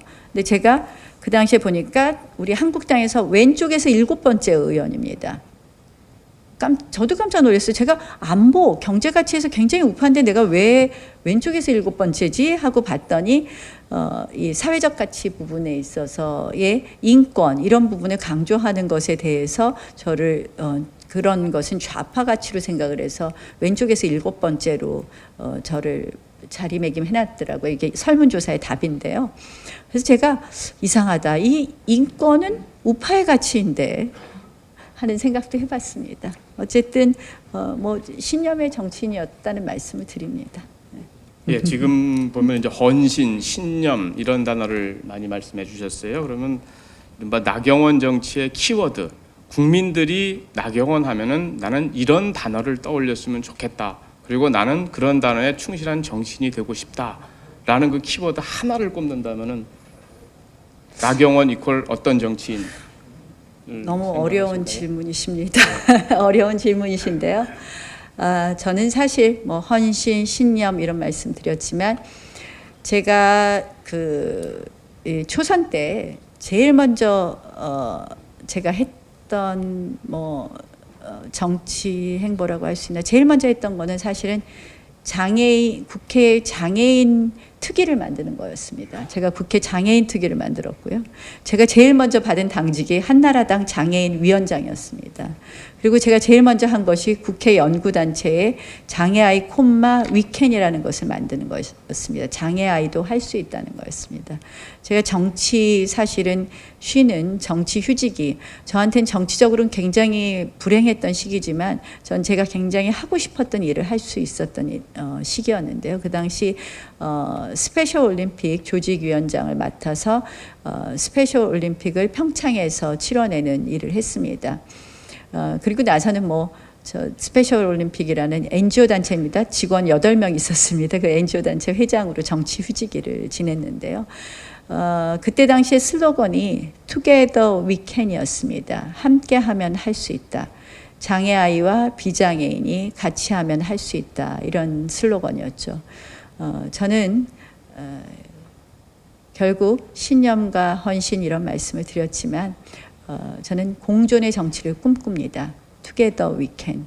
우리 대한민국이 미래로 가기 위해서는 상대방을 적으로 보지 않고 상대방의 의견을 인정해주고 상대방과의 차이를 인정해주고 그 사이에서 대한민국 미래를 논할 수 있는 공존의 정치를 원하고 그런 키워드로 정치하도록 하겠습니다.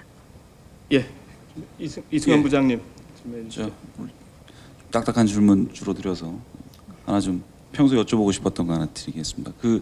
예전에 선배 원내대표분들 여야를 막론하고 이렇게 얘기 나눠볼 때 보면은 체력이 정치력이라고 많이 말씀을 체력이 국력이기도 하지만 이 원내대표 가장 많은 일정 소화하시는 이제 보직이신데 평소 어떻게 좀 관리하십니까? 하루에 잠 얼마나 주무세요? 하루에 한 5시간 내외 자는 것 같습니다. 그래서 사실은 너무 피곤하고요. 그래서 홍영표 원내대표가 지난번에 그러더라고요. 빨리 그만두고 싶다 그러면서 머리가 많이 빠졌다 그러시더라고요. 근데 제일 경무가 원내대표인 것 같습니다. 왜냐하면 저희가 늘 아침에 9시 회의를 하거든요. 그래서 그 9시 회의라는 것이 다른 것이 아니라 오늘의 당의 정책 방향을 말씀드리는 거니까 아침에 새벽부터 움직입니다. 새벽부터 움직이고 새벽부터 회의하고 하다 보니까 정말 요새는 힘들다, 체력적으로 그런 힘들다라는 생각을 하는데 자세히 말씀드려야 돼요. 체력 관리. 전 그냥 아침에 일어나면 일단 먹습니다. 뭘 먹냐? 건강식품부터 먹습니다. 그래서 제가 아침 밥은 못 먹고 나와도 건강식품 꼭 먹는다는 말씀드리고요. 건강식품과 계란 1개는 꼭 먹는다는 말씀을 드립니다. 그리고 일주일에 운동할 시간이 너무 없어서 요새는 제일 그 괴롭게 생각하고요. 저녁에 들어가서 뭐 정말 뭐 간단한 이렇게 뭐 체조라도 하고 싶은데 그 시간도 없을 때가 많더라고요. 그래서 최대한 노력하고 일주일에 한 30분씩 2번은 꼭 좀 뛰거나 걷거나 운동하는 그런 시간은 좀 확보하려고 하고 그 정도는 하고 있습니다. 예, 알겠습니다. 그리고 이제 방청석에서 주신 이 질문을 마지막으로 드리겠습니다. 아까 답변에서 이제 개헌 저지선 확보 내년 총선의 그 최저 목표라고 말씀을 하셨는데 이 개헌 저지선을 확보하지 못하면 어떤 개헌이 이루어질 것이라고 보기에 그 말씀을 해주셨는지 궁금합니다. 이런 질문이 들어와 있습니다.